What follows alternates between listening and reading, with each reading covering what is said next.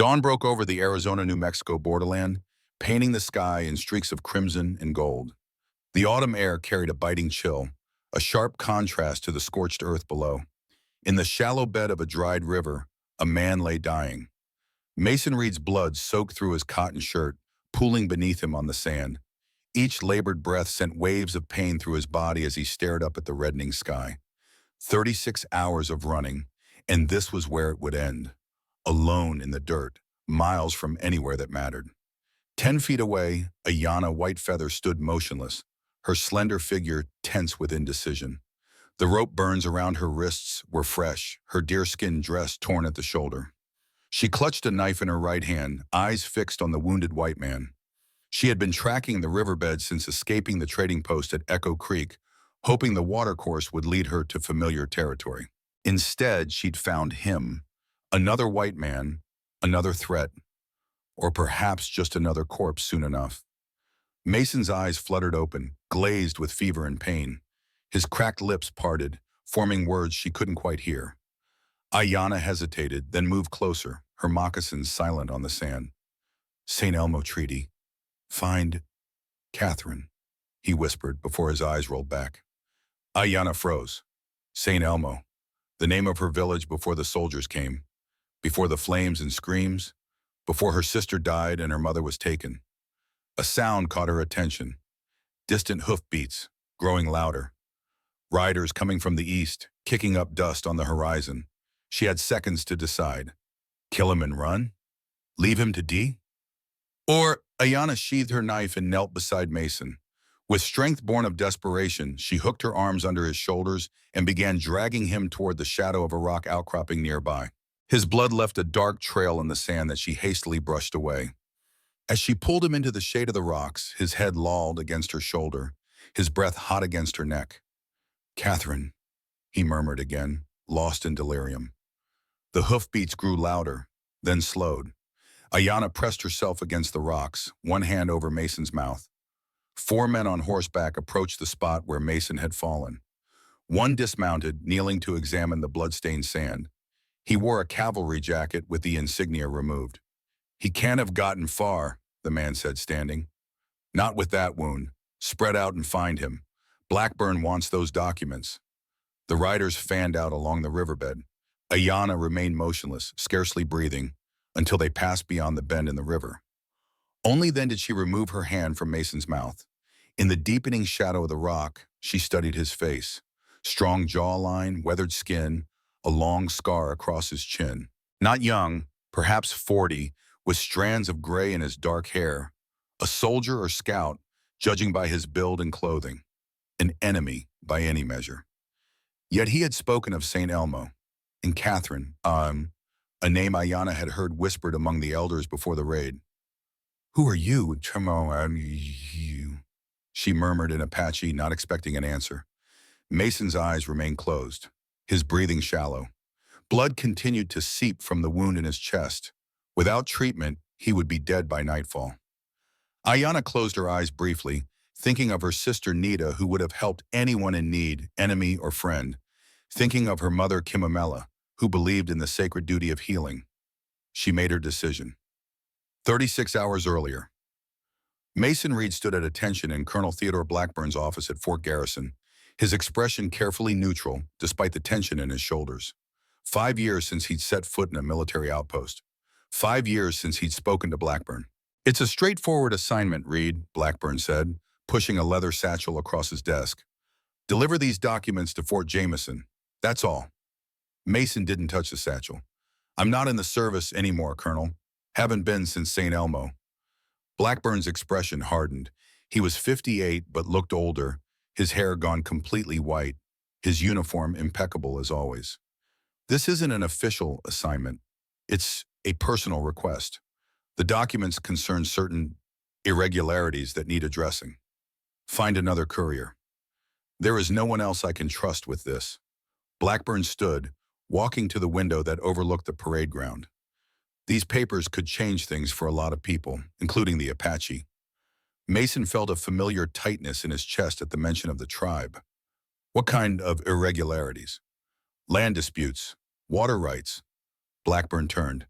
The St. Elmo Treaty, the name hung in the air between them. Mason's hands clenched involuntarily. You said that treaty was destroyed in the fire, he said quietly. I was wrong. Blackburn's gaze was steady. There's evidence it still exists. These documents will help locate it. Mason studied the older man's face, searching for the lie. Why me? Because despite everything, you're still the best scout I know. And because you're the only one who cared enough about that treaty to risk his career over it. Blackburn paused. And because you owe it to Catherine. A flash of memory, Catherine's face, illuminated by firelight, her eyes wide with fear as the flames consumed their home. Their daughter's cries from upstairs. The roof collapsing as Mason fought to reach them. Don't you dare speak her name, Mason said, his voice dangerously soft. I lost my daughter too, Reed. I want the truth as much as you do. Blackburn pushed the satchel forward again. Fort Jameson, Sheriff Holloway will know what to do with the documents. Mason stared at the satchel for a long moment. Then with a quick motion, he grabbed it from the desk. This is the last time, Blackburn. After this, we're done. The colonel nodded solemnly. Of course. As Mason turned to leave, Blackburn added, Be careful, Reed. There are people who don't want these documents delivered. Outside the fort, Mason mounted his horse and secured the satchel to his saddle. He didn't trust Blackburn, hadn't since St. Elmo, but the possibility of finding the treaty, of learning the truth about what happened to Catherine and their daughter, it was worth the risk. At the Echo Creek trading post, Ayanna lay on the dirt floor of a storage room, her wrist bound with rope. Through a crack in the wall, she could see two men talking outside, Wesley McBride and Franklin Cooper. Wesley was tall and powerfully built, with a scar bisecting his left eye. Cooper was shorter, softer, with the calculating eyes of a businessman. 200's my final offer, Cooper was saying. Apache women don't fetch what they used to. Too much trouble. Wesley spat on the ground. She speaks English. Reads it too. Worth at least 300 to the right buyer in Santa Fe. Fine, 300, but you handle transportation. I don't need the trouble if she escapes again. Their conversation shifted to other matters. Supplies, rumors of cavalry movements, complaints about the territorial governor. Ayanna listened carefully, gathering information as her mother had taught her. What about the old woman at Ironwood? Cooper asked eventually. Blackburn still paying you to keep her? Wesley nodded. Till he gets what he wants from her. Stubborn old witch won't talk, but she'll break eventually. They all do. Ayanna's heart raced. The old woman could only be her mother, Kimmy Mella. After 5 years of believing her dead, to learn she was alive and being held prisoner, she had to escape, had to find Ironwood. As night fell, the trading post grew quiet. Ayanna worked at her bonds with a piece of broken glass she'd found, sawing through the rope strand by strand. When her hands were finally free, she waited until the deepest part of night before easing open the storeroom window. The rain had started, a cold autumn downpour that would cover the sound of her escape. She slipped through the window, landing silently in the mud. The horses were tethered at the far side of the post. If she could reach them, a lantern flared in the darkness. Wesley stood in the doorway of the main building, rifle in hand. Going somewhere, girl? Ayanna ran. Behind her, Wesley shouted, boots splashing through puddles as he gave chase. She darted between buildings, heading for the tree line beyond the post. A rifle shot cracked the night, the bullet splintering bark inches from her head. She plunged into the forest, the darkness and rain her allies now. Wesley's curses faded behind her as she ran deeper into the wilderness, her heart pounding in her chest. Alive. Her mother was alive. Mason made camp in a narrow canyon, sheltered from the wind by high rock walls. He'd been riding hard for 2 days, avoiding main trails and settlements. Blackburn's warning about people wanting to intercept the documents had proven accurate. Twice he had spotted riders following his trail, though he had managed to lose them in the rough country. Now, with a small fire for warmth, he finally opened the satchel to examine its contents. Inside were several maps marked with property boundaries, official-looking documents with government seals, and a personal letter addressed to Sheriff Holloway. Most intriguing was a worn journal with Catherine's handwriting. Mason's throat tightened as he ran his fingers over the familiar script. The journal contained notes on water sources throughout Apache territory, geological surveys, and references to the St. Elmo Treaty. Catherine had been a geologist before their marriage, her expertise often sought by both the military and mining companies. The last entry was dated 1 week before the fire. T refuses to acknowledge the treaty's legitimacy despite his signature. Claims military necessity overrides previous agreements. Won't listen to reason regarding the aquifer's importance to both settlers and Apache. M agrees we must take the treaty to someone with authority beyond T's reach. M was Mason. T could only be Theodore Blackburn, Catherine's father. Mason closed the journal, his mind racing. Catherine had discovered something about the water rights in Apache territory, something important enough that Blackburn wanted to suppress the treaty, important enough to... No, he couldn't allow himself to think that Blackburn would have harmed his own daughter. The fire had been investigated, ruled an accident, a lamp overturned during the night. Yet doubt gnawed at him. Blackburn had opposed their marriage from the start, viewing Catherine's sympathy for the Apache as a betrayal of her upbringing. And after St. Elmo, when Mason had confronted Blackburn about the false intelligence that led to the attack on a peaceful village, the rift had become unbridgeable. Mason was so absorbed in these thoughts that he almost missed the sound. A pebble skittering down the canyon wall. He doused the fire with a handful of dirt and drew his revolver, melting into the shadows beside his horse. 4 riders entered the canyon, moving slowly in the darkness. The leader held a lantern aloft, its light gleaming off his scarred face. "I know you're here, Reed," called Wesley McBride. "Colonel sent me to help you with those documents." Mason remained silent. Wesley had been a fellow scout once, even a friend, before St. Elmo changed everything. "Come on now," Wesley continued, dismounting. "No need to make this difficult. Just hand over the satchel, and we can all ride out of here alive." "Blackburn sent you?" Mason called, his voice echoing off the canyon walls, masking his position. Wesley chuckled. In a manner of speaking, he wants those documents, just not delivered to Fort Jameson. "And if I refuse? Then we do this the hard way." Wesley raised his rifle. "Your choice, old friend." Mason fired twice from the shadows. One of the riders fell, the others scattered for cover. Wesley dove behind a boulder, returning fire. The canyon erupted in gunfire, muzzle flashes illuminating the darkness. Moving quickly, Mason mounted his horse and urged it forward, firing as he rode. A bullet grazed his arm, another struck his horse's flank. The animal reared in pain but continued galloping through the canyon. As Mason rounded a bend, he felt a sudden, searing pain in his chest. The impact nearly knocked him from the saddle, but he clung on, bent low over the horse's neck as they galloped into the night. Behind him, Wesley's voice echoed off the canyon walls. "Find him. Don't let him reach Fort Jameson." Mason rode until his vision began to blur, the pain in his chest becoming unbearable. Blood soaked his shirt, warm against his skin despite the cold night air. Eventually, the horse slowed, exhausted, and Mason slid from the saddle. He found himself in a dry riverbed, the moon providing just enough light to see his surroundings. With the last of his strength, he pulled the satchel from his horse and clutched it to his chest as he collapsed onto the sand. His last coherent thought was of Catherine, her face illuminated by firelight. Ayanna worked quickly, gathering what herbs she could find near the rock outcropping. Yarrow for the bleeding, juniper berries for infection. Her mother had taught her the healing ways since childhood, knowledge passed down through generations of medicine women. The white man, Mason, remained unconscious, his breathing labored. She had cut away his shirt to reveal the bullet wound below his right collarbone, a ragged hole that continued to seep blood despite her efforts to staunch it. As night fell, she managed to build a small, smokeless fire inside the shallow cave formed by the rock outcropping.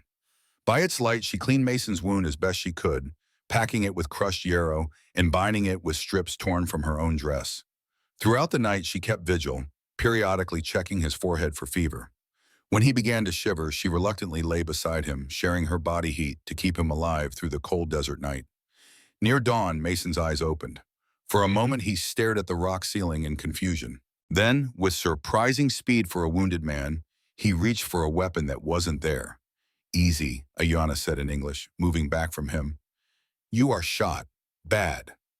Mason's eyes focused on her, narrowing with suspicion. "Who are you? Where's my horse? My satchel?" "Horse gone. Ran away." She pointed to the leather satchel she'd placed nearby, out of his reach. That's still here. Mason tried to sit up, gasping with pain at the effort. Why? Why did you help me? Ayanna studied him for a moment, deciding how much to reveal. You say St. Elmo Treaty when dying. I want to know why. Recognition flickered in Mason's eyes. You're from the village, St. Elmo. Was my home, before soldiers came, before fire. She held his gaze steadily. You soldier? I was, a scout. Mason leaned back, too weak to remain upright. I led the patrol to St. Elmo 5 years ago. Ayanna's hand moved to the knife at her waist, but she didn't draw it. You bring soldiers to kill my people? We were told there were hostile warriors in your village, planning attacks on settlements. Mason's voice was bitter. It was a lie. By the time I realized the truth, it was too late.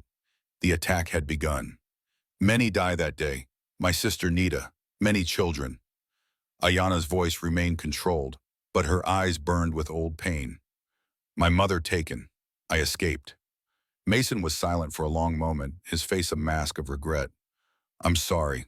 For what it's worth, I tried to stop it once I saw there were no warriors, only families. Got shot for my trouble. He gestured to a faded scar on his shoulder. By the time I recovered, the official story was that the village had harbored hostiles who fired first. Why you have St. Elmo Treaty now?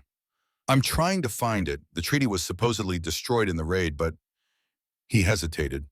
My wife believed it still exists. She died trying to protect it.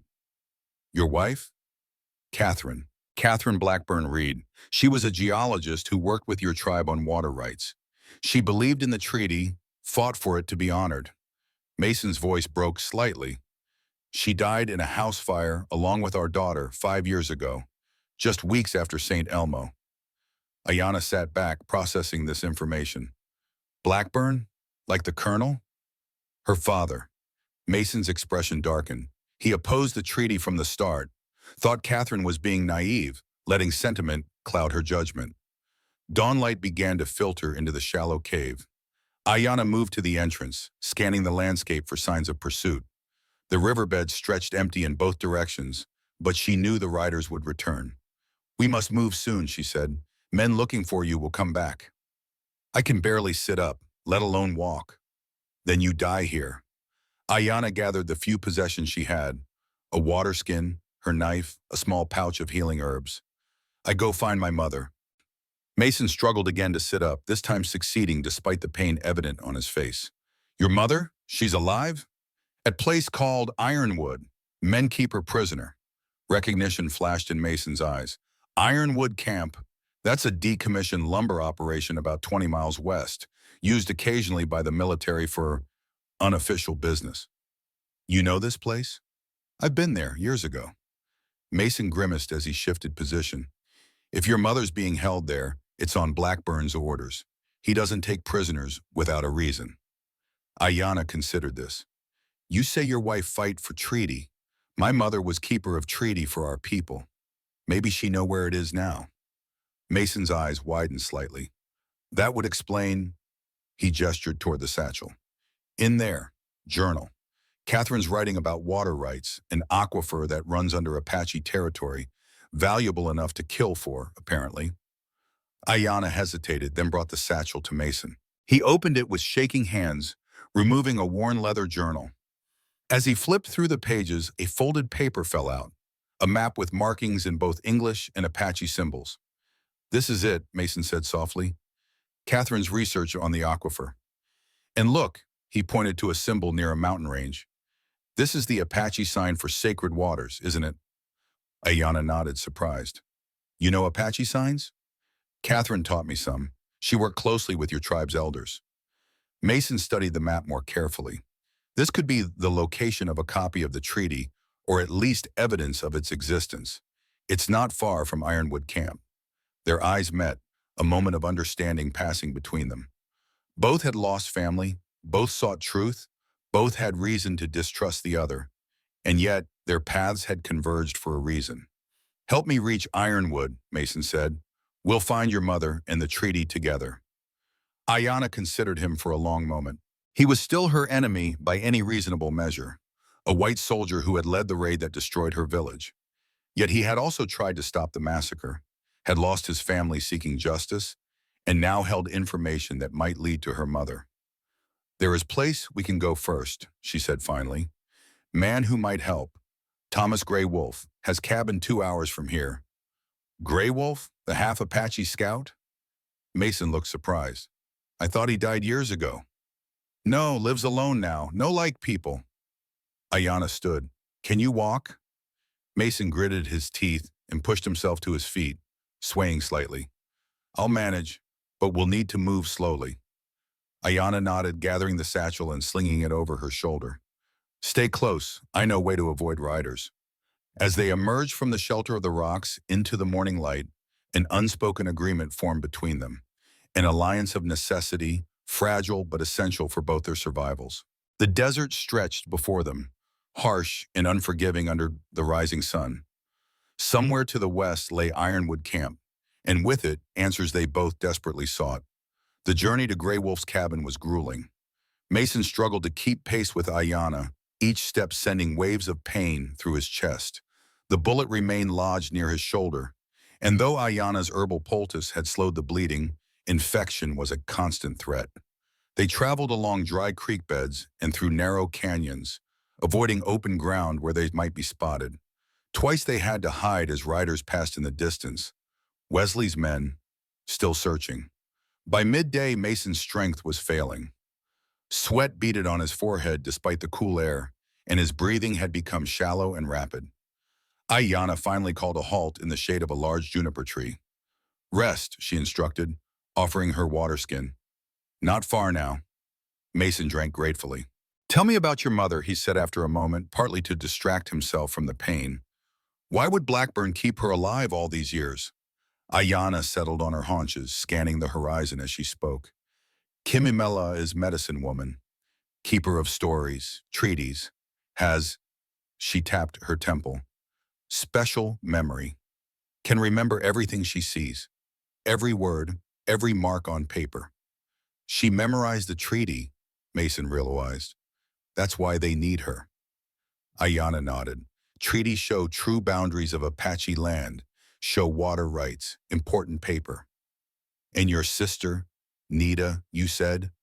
A shadow crossed Ayanna's face. "Nita was teacher, taught children Apache ways, but also English, reading. Soldiers kill her when she tried to protect children." She touched a spot on her shoulder where, beneath her dress, Mason glimpsed the edge of a tattoo. "She believed in eagle spirit, say our souls free like eagles, never captured." Mason was silent, absorbing this. The official report on St. Elmo had claimed 20 hostile warriors killed, with minimal civilian casualties. No mention of murdered children or teachers, just another lie in a war built on deception. "We should move," Ayanna said, rising. "Grey Wolf not like visitors after dark." They continued westward, the terrain growing more rugged as they approached a line of low mountains. By late afternoon, they reached a narrow canyon with steep walls rising on either side. Ayanna led the way confidently, following what appeared to be a game trail. The canyon twisted and turned, eventually opening into a small, hidden valley. In its center stood a modest cabin of weathered logs, smoke curling from its stone chimney. A corral held 2 horses, and a small garden of native plants grew beside a clear spring. "Wait," Ayanna said, holding up her hand. "I go first." He nervous with strangers. She approached the cabin openly, calling out in Apache. For several moments, there was no response. Then the door creaked open, and a rifle barrel emerged, followed by the weathered face of Thomas Gray Wolf. He was tall for an Apache, with streaks of white in his long black hair. His features suggested mixed heritage, the high cheekbones and dark eyes of his mother's people, the strong jaw and nose of his father's. He wore buckskin trousers and a faded cavalry shirt, an incongruous blend of 2 worlds. Ayanna spoke rapidly in Apache, gesturing occasionally toward Mason. Grey Wolf listened impassively, his rifle never wavering from its aim at Mason's chest. Finally, he replied in the same language, his voice deep and gravelly with disuse. Ayanna turned to Mason. "He say you can come, but no weapons.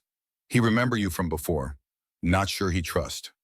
Mason carefully removed his revolver and handed it to Ayanna. Tell him I understand, and that I'm grateful for his help. Grey Wolf watched this exchange with narrowed eyes, then finally lowered his rifle and stepped back, holding the door open in silent invitation. The interior of the cabin was surprisingly well appointed.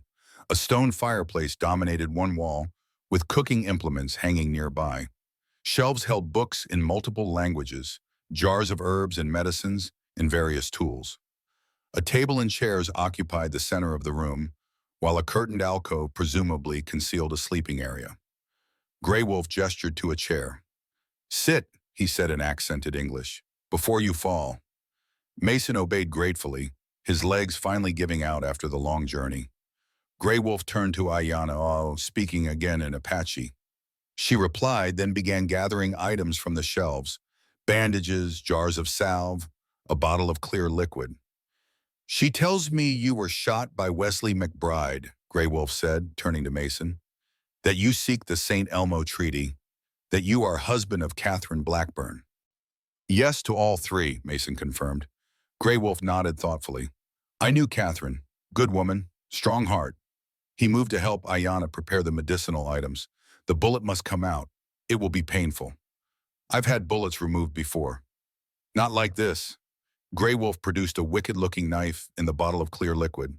"Apache way, no whiskey to dull pain. Only pain itself becomes the medicine." As Ayana heated the blade in the fire, Grey Wolf continued speaking, his voice taking on a rhythmic quality like a storyteller's. "5 summers ago, I guided Catherine Blackburn to St. Elmo Village. She studied water, find great aquifer beneath mountains. Clean water enough for all people for many generations."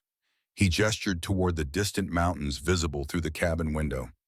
"She make treaty between Army and Apache. Fair treaty, good for both peoples. But Blackburn didn't honor it," Mason said. Grey Wolf's expression hardened. "Blackburn find gold near aquifer source. Small amount, but enough to make him forget honor. He order attack on village. Say treaty lost in fire." The old scout's eyes grew distant. "I was there. Saw soldiers kill women, children. Not battle, slaughter." Ayana returned with the heated knife and medicinal supplies. Grey Wolf instructed Mason to remove his shirt and lie on the table. The wound looked worse in the cabin's light, inflamed and seeping. "Hold him," Grey Wolf told Ayana, who positioned herself at Mason's shoulders, her strong hands pressing him firmly to the table. What followed was a blur of excruciating pain as Grey Wolf extracted the bullet, cleaned the wound with burning liquid, and packed it with a poultice of herbs. Mason bit down on a leather strap, determined not to cry out, but darkness claimed him before the procedure was complete. When he regained consciousness, night had fallen. He lay on a pallet near the fire, covered with a worn blanket. His chest was tightly bandaged, the pain now a dull throb rather than the sharp agony of before. Across the cabin, Grey Wolf and Ayana sat at the table, speaking quietly in Apache. A pot bubbled over the fire, filling the room with the aroma of stew. Despite his weakened state, Mason felt hunger stir. He tried to sit up, drawing their attention. "The patient awakens," Grey Wolf observed. "Good, strong spirit." Ayana brought a wooden bowl of stew and helped Mason into a sitting position. "Eat, need strength." The stew was simple but nourishing. Rabbit, wild onions, and herbs in a rich broth. Mason ate slowly, his strength gradually returning. "Grey Wolf knows where my mother is kept," Ayana said as she watched him eat. "He has been watching Ironwood Camp." "Kimamela is strong woman," Grey Wolf added, "but even strong trees bend in long storm. 5 years she resists Blackburn's questions. 5 years she keep treaty secret." "Why didn't you try to rescue her before now?" Mason asked Ayana. "I thought she dead until 2 days ago," she replied simply. "Heard men at trading posts talk about old Apache woman at Ironwood." Grey Wolf nodded grimly. "Blackburn keep her existence secret. Tell everyone St. Elmo people all dead or scattered. Keep Kimamela hidden, try to break her will." "And the treaty itself?" "Hidden," Grey Wolf said. "Kimamela give to trusted one before raid. Only she know where." Mason absorbed this information, his mind working through implications. "So Blackburn needs Kimamela to find the treaty, and now he's sent Wesley to intercept me because Catherine's journal might lead to it as well." "Yes," Grey Wolf confirmed. But there is more you should know. He exchanged a glance with Ayanna, who nodded slightly. Wesley McBride has unusual connection to Blackburn, not normal soldier loyalty, something deeper. Mason frowned. They've always been close. Blackburn trusted him with sensitive assignments.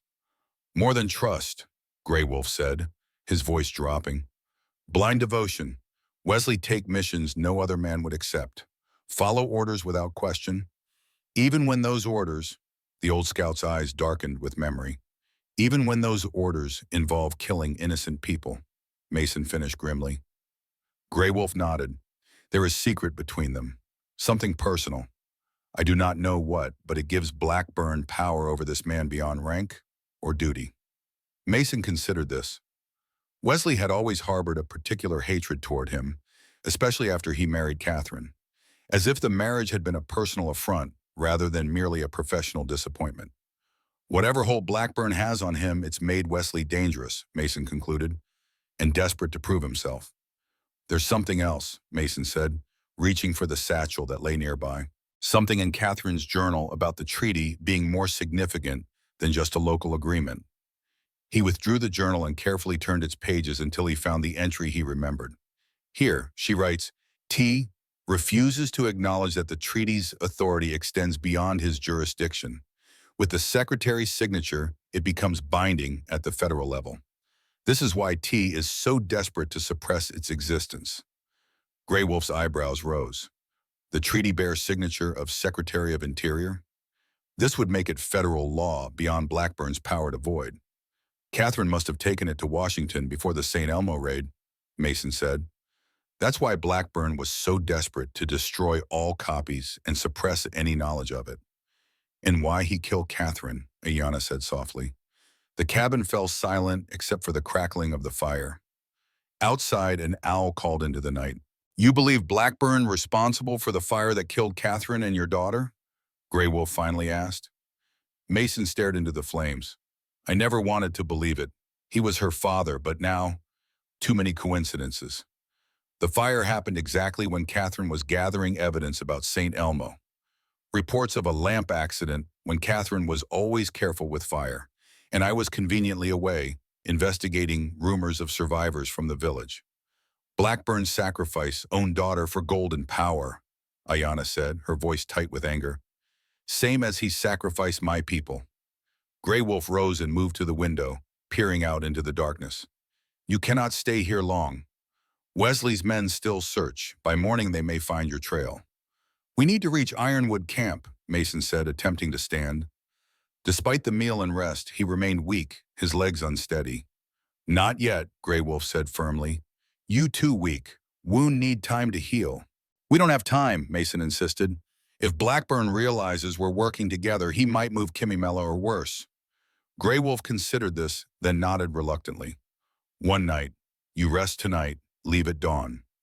I give you map, supplies. He turned to Ayanna.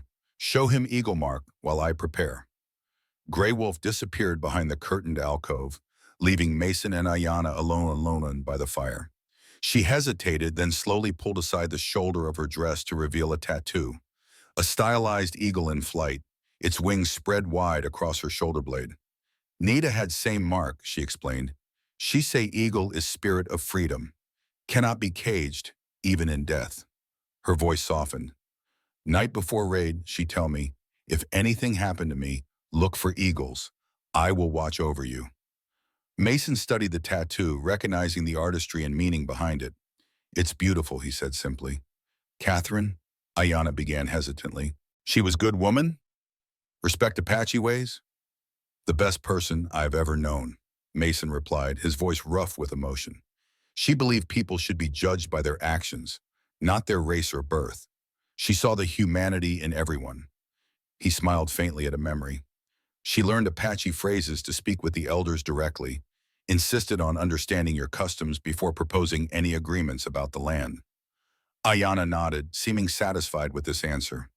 Then we honor her memory by finding treaty, by making her work matter. Outside, the wind picked up, whistling around the cabin's eaves. The fire popped and sparked, casting long shadows across the walls.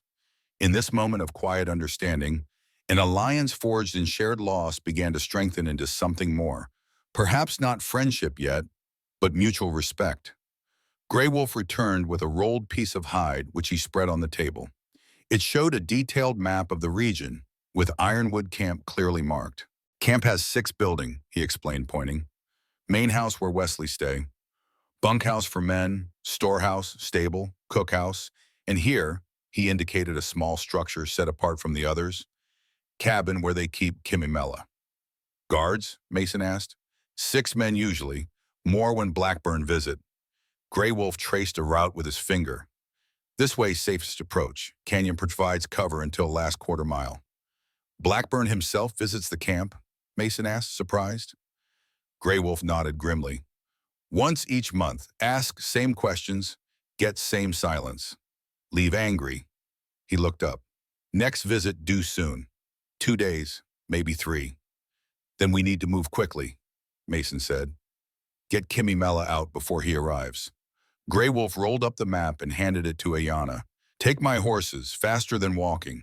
He moved to a trunk in the corner and withdrew a rifle, which he offered to Mason. You may need this. Thank you, Mason said, accepting the weapon. For everything. Grey Wolf merely nodded. Rest now, dawn comes early. As Mason settled back on his pallet, exhaustion overtaking him despite his determination, Grey Wolf and Ayana continued their conversation in low tones, switching to Apache. Though Mason couldn't understand the words, the gravity in their voices told him they were discussing risks, contingencies, possibilities of failure. His last thought before sleep claimed him was of Catherine's face, not as he usually remembered her, consumed by flames, but as she had been in life, laughing, eyes bright with purpose, believing in a better world where people of different races could live together in peace, a world that had died with her in the fire. Dawn arrived with a whisper of gold across the eastern sky. Mason awoke to find Grey Wolf already outside, saddling 2 horses. The old scout moved with the efficiency of long practice, his weathered hands checking cinches and bridles with methodical care. Inside the cabin, Ayana packed supplies, dried meat, corn cakes, medical herbs, and ammunition for the rifle. She had changed into clothing borrowed from Grey Wolf, buckskin leggings, a faded blue cotton shirt, and a leather vest that accommodated her slender frame surprisingly well.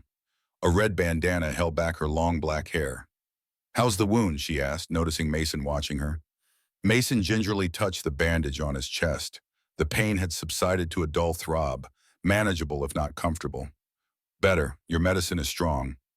Grey Wolf's medicine, she corrected. He was Army Scout, but learned Apache healing ways too. Know both worlds. She secured the supply pack and handed Mason a shirt, also borrowed by the looks of it. We leave soon. Eat first. The morning meal was simple, corn cakes and strong coffee. Mason ate quickly, aware that each passing minute brought increased risk of discovery. Grey Wolf remained outside, keeping watch from a high point near the cabin. When he returned, his expression was grave. Dust to the east, riders coming. Not close yet, but moving this way. Mason stood, ignoring the protest from his injured body. Wesley's men? Grey Wolf nodded. 4 horses, following your trail, I think.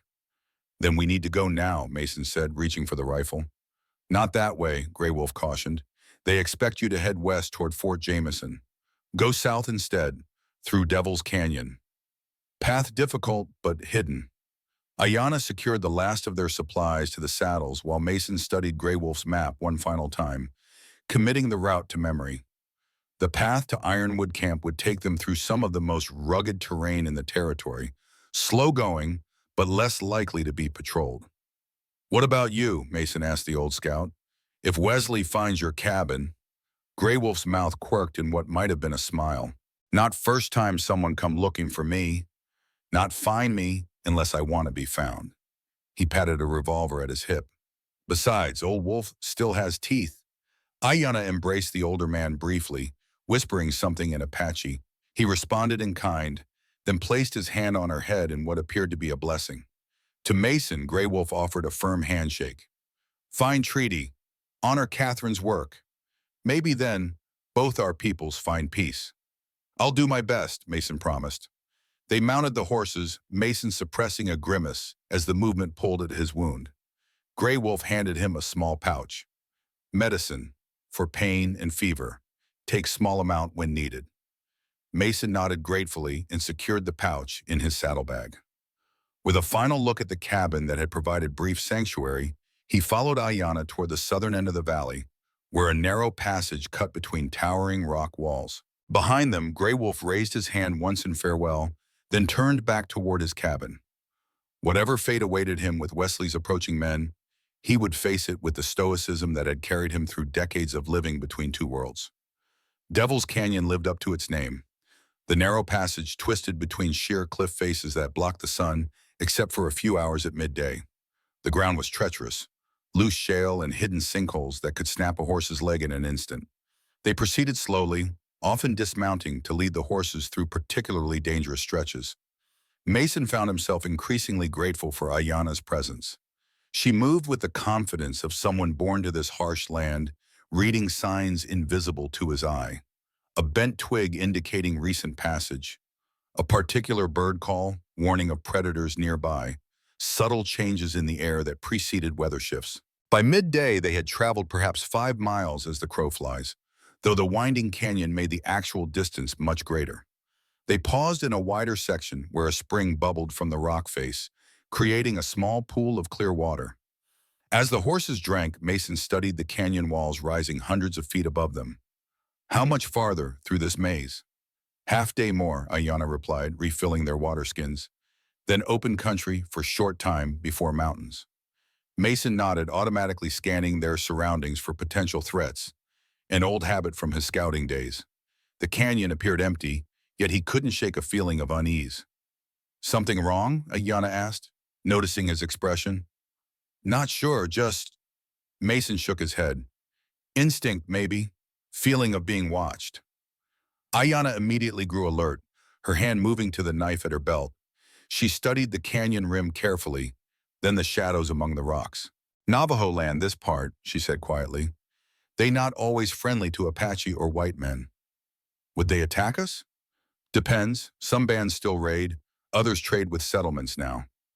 She nodded toward a narrow ledge partway up the canyon wall. Someone there earlier. See footprint in dust? Fresh.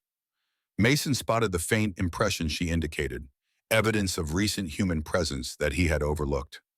We should move on. Quickly, but carefully.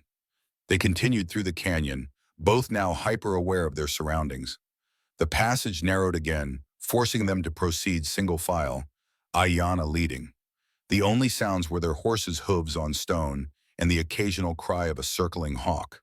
The attack, when it came, was swift and silent.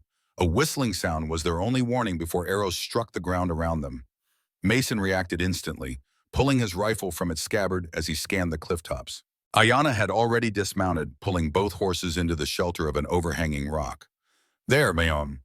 Mason spotted movement on a ledge 30 feet above, the flash of a bow being drawn again.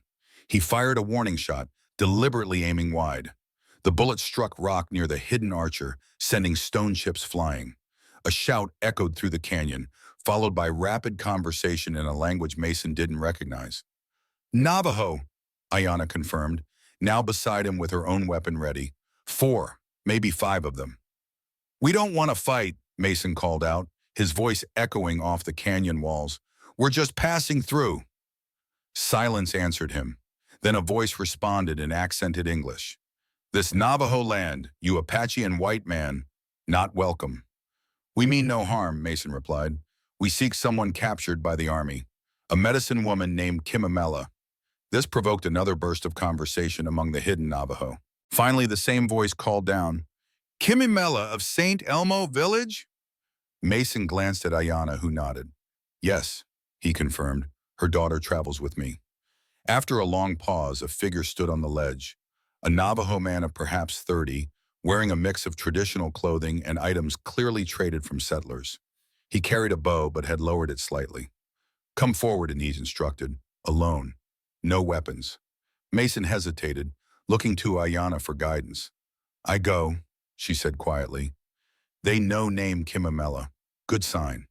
It could be a trap, Mason warned. Could be help, she countered. We need horses, supplies.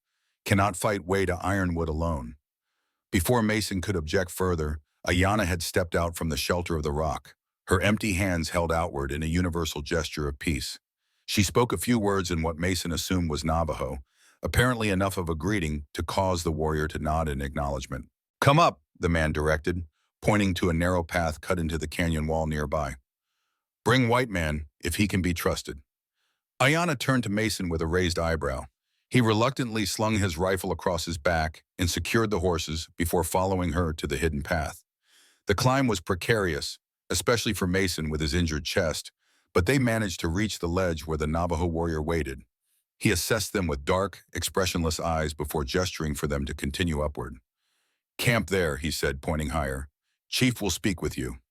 The camp turned out to be a small settlement built into a natural alcove in the canyon wall, invisible from below.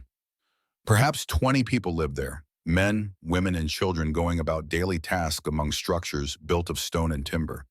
They paused in their activities to watch the strangers pass, their faces showing curiosity rather than hostility. Their guide led them to the largest structure where an elderly man sat on a woven mat, observing their approach with keen eyes.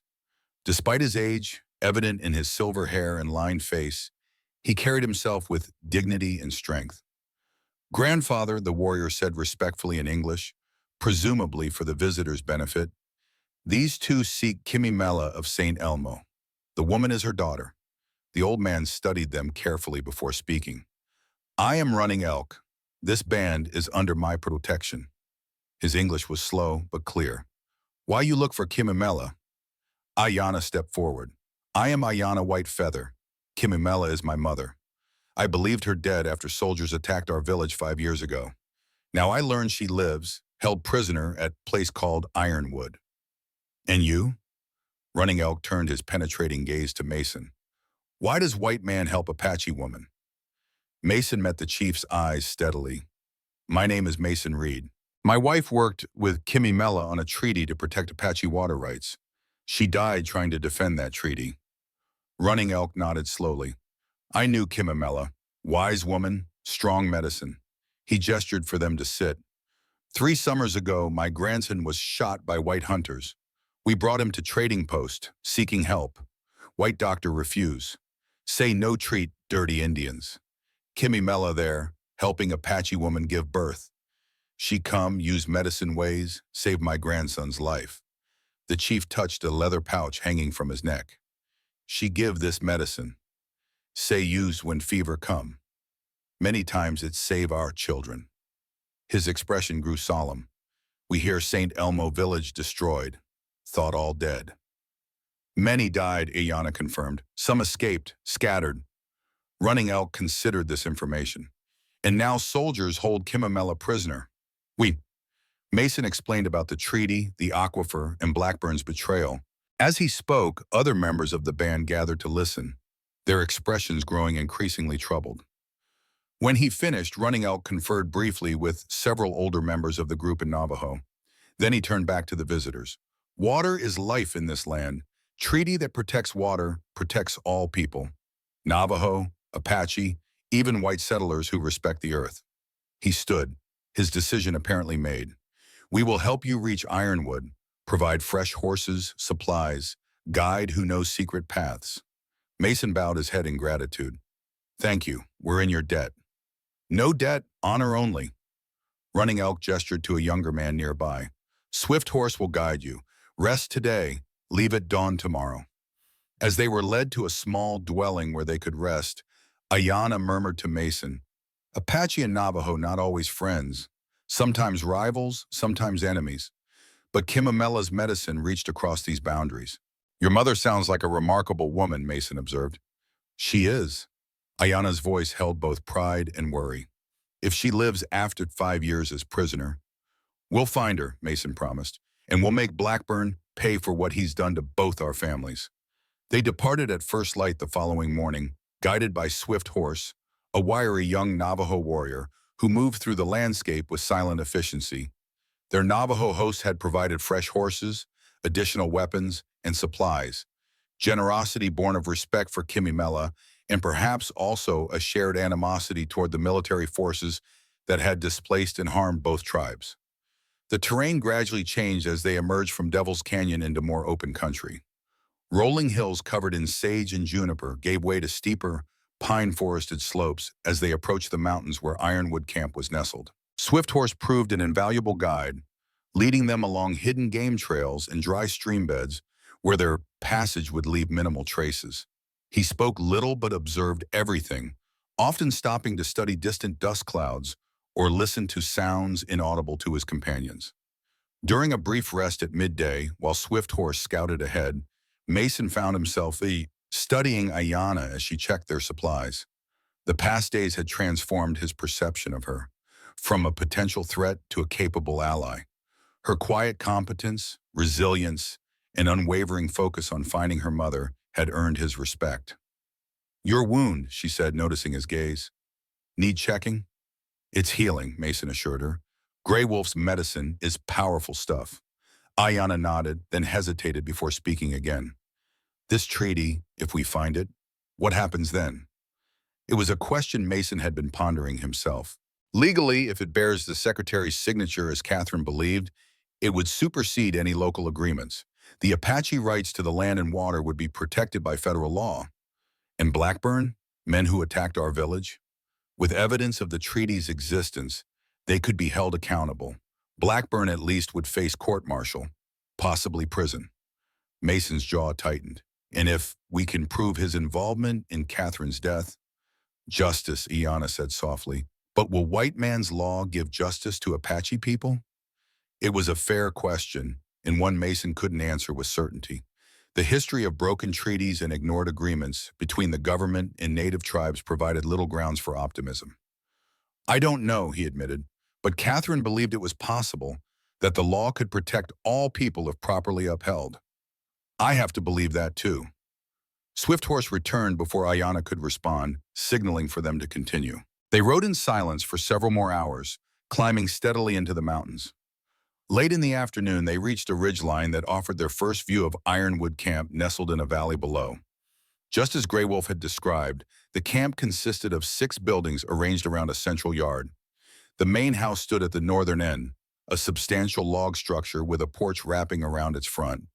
To the west were the bunkhouse and cookhouse, to the east the stables and storehouse, and separated from the others, standing alone at the southern edge of the clearing, was a small cabin with a single window, presumably Kimimela's prison.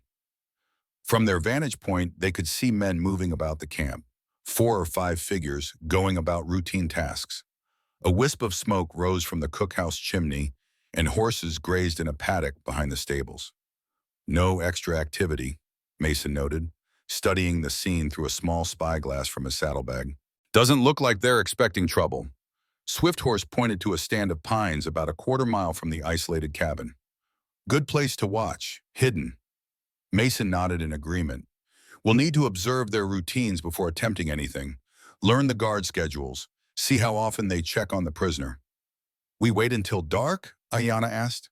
"Yes, less chance of being spotted approaching." They retreated from the ridgeline and made their way carefully down toward the pine grove Swift Horse had indicated. There among the dense trees, they established a small camp, taking care not to create the smoke that might be visible from the valley.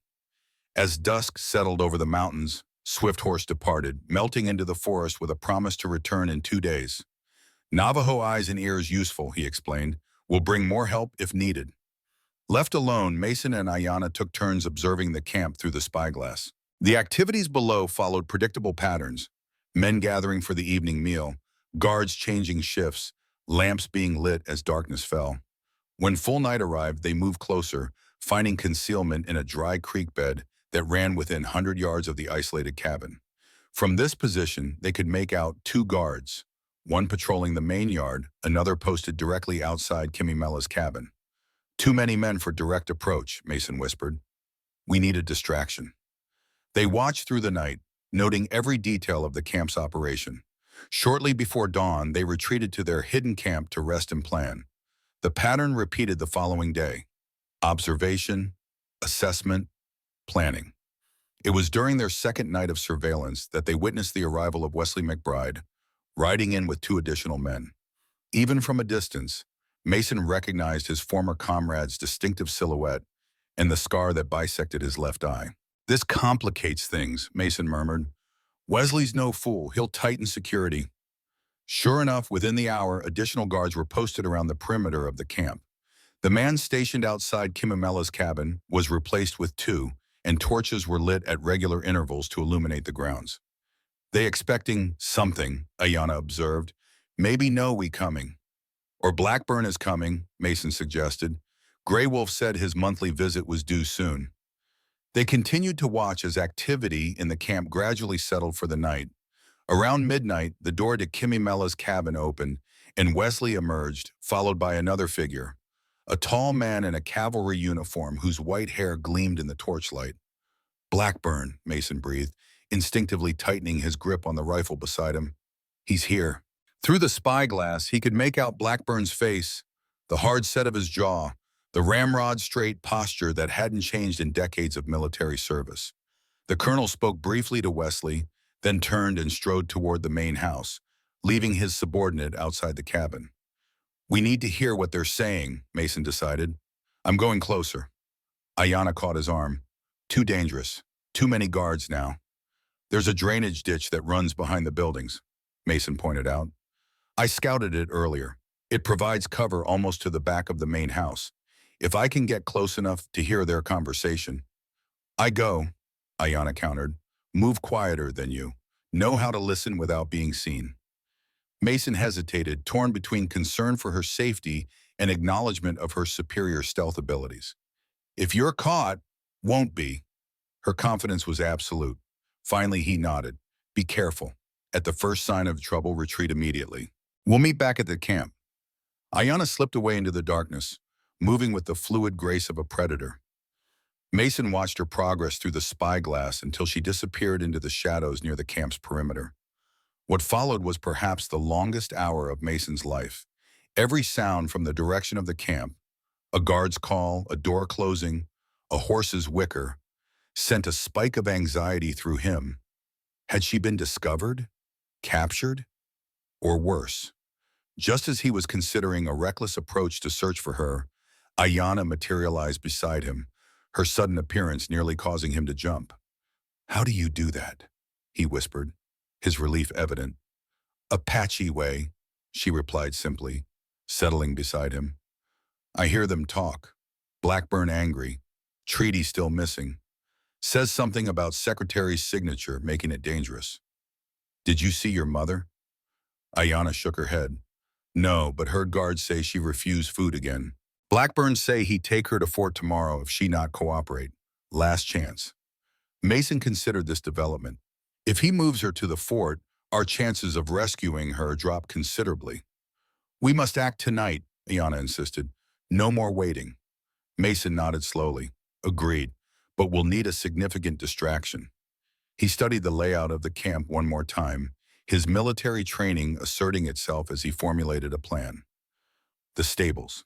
If we could set a fire there, the horses would create case, draw most of the men away from your mother's cabin. How we get past guards at cabin? That's where I'll need your help. Can you create a distraction at the far side of the camp while I deal with the stables? Ayana nodded. When? Mason checked the position of the moon. 2 hours, when the guard rotation happens. They'll be at their least alert during the changeover.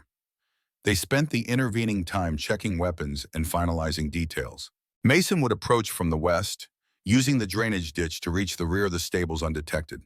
Ayana would circle to the northern edge of the camp, where the rugged terrain provided cover almost to the perimeter. When the appointed time arrived, they clasped hands briefly, a warrior's gesture of mutual respect, before separating into the darkness. Mason made his way carefully down the slope toward the camp, every sense heightened. The wound in his chest still ached, but the urgency of their mission pushed the pain to a distant corner of his awareness. He reached the drainage ditch without incident and began crawling along its length, the dry earth crumbling beneath his elbows. The camp was quieter now, most men asleep except for the guards. Mason counted 4 visible sentries, 1 near the main house, 1 patrolling the central yard, and 2 at Kimimela's cabin. Others might be posted at the perimeter, but they weren't visible from his position. He reached the back of the stables without being detected.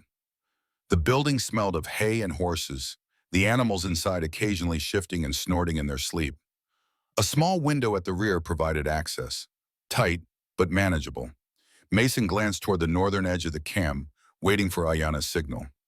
Right on schedule, a series of sharp whistling sounds cut through the night, perfect imitations of coyote calls, but in a pattern no animal would produce. The guards reacted immediately, turning toward the disturbance. One called out a challenge, raising his rifle. In the next moment, a small object arced through the air from the darkness, landing near the main house with a burst of sparks and smoke. One of the signal flares the Navajo had provided. The camp erupted in confusion. Shouts rang out. Men emerged from the bunkhouse half-dressed, and the guards converged on the source of the commotion. It was the diversion Mason needed. He squeezed through the stable window, dropping silently into the hay-strewn interior. The horses stirred nervously, sensing his presence. Working quickly, Mason gathered hay into small piles near the wooden walls, then used matches to set them alight. He didn't want to harm the horses, just create enough smoke and panic to draw attention.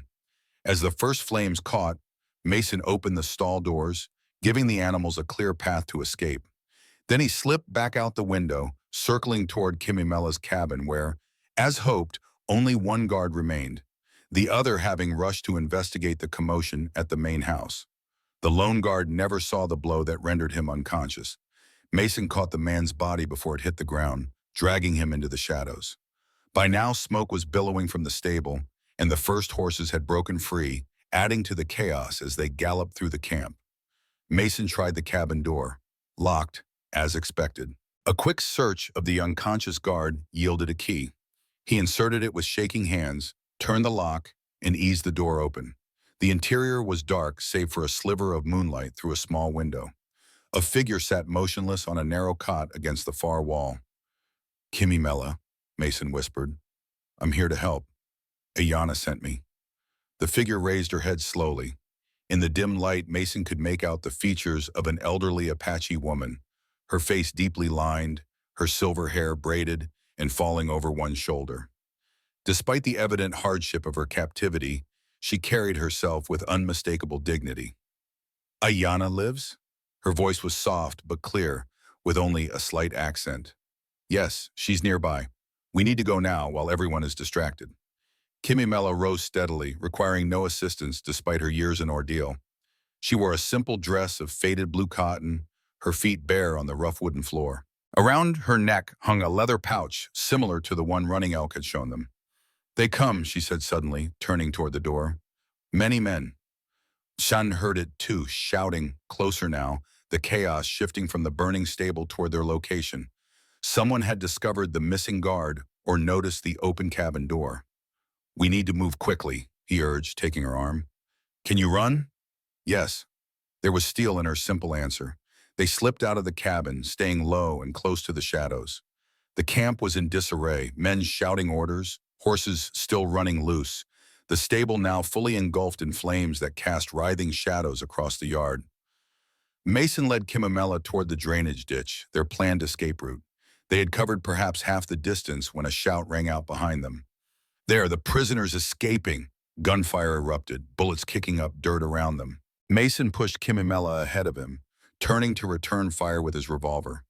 Two quick shots, and one of the pursuers fell. The others took cover, continuing to fire but with less accuracy. They reached the drainage ditch, sliding down its sandy bank. Kimimela moved with surprising agility for a woman her age, following Mason's lead without hesitation.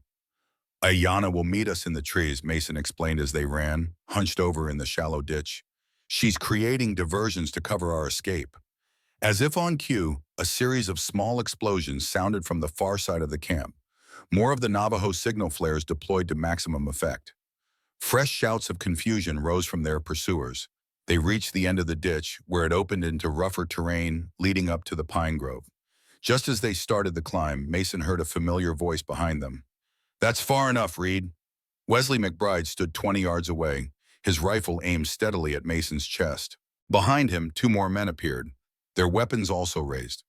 "Let the woman go, Wesley," Mason said, positioning himself between Kimimela and the guns. "This isn't about her." Wesley's scarred face twisted in a mirthless smile. "Oh, but it is. She's the key to everything." He took a step forward. "Step aside, Mason. I don't want to kill you, but I will." "Like you killed Catherine?" Mason's voice was cold. "Was that your work? Or did Blackburn handle his own daughter personally?" Something flickered in Wesley's eyes. Surprise or perhaps guilt. Catherine was an accident, a tragedy, a convenient one for Blackburn. "You don't understand the bigger picture," Wesley insisted. "The treaty threatens everything. Development, progress. One tribe can't be allowed to control resources needed by thousands of settlers." "It's their land," Mason countered. "Their water, recognized by federal law." Wesley's jaw tightened. The law can be changed. Blackburn has friends in Washington who will ensure the treaty is invalidated once we have it. "Is that why you've kept Kimamela alive all these years? Hoping she'll lead you to it?" "Among other reasons." Wesley glanced at the elderly woman with something like reluctant respect. "She's stubborn, won't break, but everyone has a limit." Mason's mind raced, searching for options. They were outnumbered and outgunned. The pine grove where Ayanna waited was tantalizingly close, but they'd never make it without covering fire. As if reading his thoughts, Wesley shook his head. "Don't try it, Mason. You'll both die before you reach the trees." From behind Mason, Kimamela spoke for the first time since their capture. Her voice carried a quiet authority that made even Wesley pause. "You will not win this fight, Wesley McBride. The treaty is protected by powers greater than your guns." Wesley scoffed. "Superstitious nonsense. There's no magic protecting that paper." "Not magic. Truth." Kimamela took a step forward, her bearing regal despite her simple dress and bare feet. "The truth cannot be killed, even when those who speak it are silenced." Something in her calm certainty seemed to unnerve Wesley. He shifted his weight, his rifle barrel dipping slightly. It was the opening Mason needed. In one fluid motion, he drew and fired his revolver, aiming not at Wesley but at the lantern held by one of his men. The glass shattered, spilling oil that ignited instantly, creating a wall of fire between them. "Run!" Mason shouted to Kimamela, firing again to force Wesley and his men to take cover. They sprinted for the trees, bullets whistling past them. Just before reaching the shelter of the pines, Mason felt a searing pain along his arm, a bullet grazing his bicep. He stumbled but kept moving, following Kimamela into the darkness beneath the trees. Ayanna materialized from the shadows, embracing her mother briefly before leading them deeper into the forest. Behind them, Wesley's voice carried on the night air, ordering his men to organize a search. "We have horses hidden half-mile north," Ayanna explained as they ran. "Must hurry. They bring more men soon." Mason could hear pursuit already, crashes through the underbrush, dogs barking as they were released to track the escaping prisoners. The wound on his arm bled freely, and his earlier chest injury throbbed with renewed intensity, but he pushed through the pain, focusing on each step forward. They reached the horses without incident, 3 mounts provided by the Navajo already saddled and ready. Ayanna helped her mother onto one while Mason checked the saddlebags, confirming their supplies remained intact. "Which way?" he asked, mounting his own horse with effort. "North first," Ayanna decided, "through stream to Hyde Trail, then west toward Gray Wolf's Canyon. They'll expect us to head for the fort or a settlement," Mason agreed. "The wilderness gives us advantage." They rode hard through the night, pushing the horses as much as they dared in the difficult terrain. When they reached a fast-flowing stream, they followed its course for nearly a mile before emerging on rocky ground that would hold no tracks. Only then, with the sounds of pursuit faded to nothing behind them, did they slow their pace. Dawn was approaching, the eastern sky beginning to lighten. "We need to find shelter before daylight," Mason said. "Somewhere defensible if they catch up." Ayanna pointed to a ridge ahead. "Caves there. Gray Wolf showed me once. Good place to hide, can see anyone approach." They made their way to the cairn, a series of shallow depressions worn into a limestone bluff.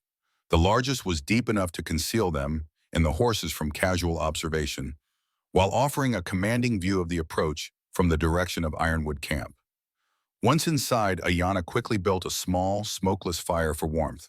Mason collapsed against the cave wall, the adrenaline of their escape finally wearing off, leaving him lightheaded from blood loss and exhaustion. Kimamela knelt beside him, examining his injuries with practiced hands. "Bullet wound old," she observed. touching his bandaged chest. New one needs cleaning. Without asking permission, she opened his shirt to inspect the graze on his arm. You are Catherine's husband, she said as she worked. Not a question, but a statement. Yes, Mason confirmed, surprised. You knew her? Good woman, wise heart. Kimimela's fingers were gentle but efficient as she applied a poultice of herbs from a small bundle Ayana provided. She spoke of you often during our work on treaty, said you understand both worlds, like Grey Wolf. Mason winced as she bound the wound. I tried, not always successfully. Kimimela studied his face with penetrating dark eyes that seemed to see beyond his physical presence. You blamed self for St. Elmo, for not stopping attack. I led the patrol there, Mason said quietly, based on Blackburn's intelligence about hostile warriors in the village. Blackburn knew truth, wanted land, water rights. Kimimela finished tending his wound and sat back. When Catherine discovered his plan, become danger to him. You believe he arranged the fire that killed her? Kimimela nodded solemnly. Man who sacrificed whole village for gold not hesitate to sacrifice own daughter. The confirmation of his long-held suspicion hit Mason with physical force. He had wanted to believe otherwise. That whatever Blackburn's other crimes, he couldn't have been responsible for Catherine's death. But deep down, he had always known. Why keep you alive all these years, he asked, when torture and threats failed to make you reveal the treaty's location? Blackburn not believe treaty has federal signature, Kimimela explained. Think only local agreement. Want to find, destroy before others discover. But Catherine's smarter than her father. A small smile touched the elderly woman's lips. She take treaty to Washington before St. Elmo attack. Get proper signatures. Make binding under highest law. Ayana, who had been listening while preparing a simple meal, joined the conversation. Where treaty now, mother? Safe place. Sacred cave in Ghost Canyon. Hidden behind waterfall. Kimimela accepted a cup of herbal tea from her daughter. Only I know exact location. Why Blackburn keep me alive? Mason absorbed this information. Ghost Canyon is 3 days' ride from here, near the territorial border. 2 days if we push, Ayana suggested. Mason shook his head. We need to rest first, recover strength. Wesley will have men searching every trail, and Blackburn may call in military patrols. He gestured to his wounded arm. Besides, I won't be much use in a fight right now. Kimimela observed their exchange with quiet interest. Daughter, she said to Ayana in Apache, this man has good heart. Wounded spirit, but good heart.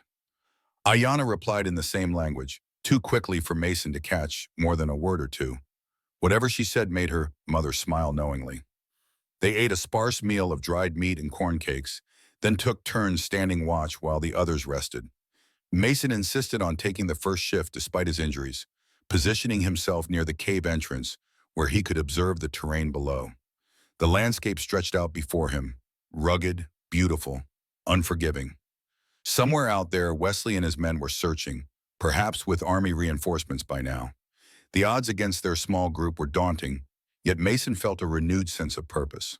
For 5 years he had lived with guilt and grief, seeking answers that seemed forever beyond reach. Now, finally, the truth about Catherine's death was coming into focus. The treaty she had fought for still existed, her work not entirely in vain. If they could reach Ghost Canyon and recover the document, they might yet achieve justice for Catherine, for the people of St. Elmo, for Kimimela's years of captivity. It would not bring back the dead or erase the suffering, but perhaps it could prevent similar atrocities in the future. As the sun rose over the eastern mountains, painting the landscape in golden shadow, Mason allowed himself something he had not felt in years: hope. The day passed with agonizing slowness. From their vantage point in the limestone cave, they observed 3 separate search parties combing the valleys below. Wesley had organized his men efficiently, systematically covering the most likely escape routes towards settlements and military outposts. Mason studied their movements through the spyglass, noting with grim satisfaction that none of the search patterns indicated awareness of their actual location. Wesley was operating on assumptions, logical ones, but assumptions nonetheless. He thinks we'd head for civilization, Mason explained to Ayana as they shared the watch during midday. Fort Jameson to the west, or the Navajo settlements to the east.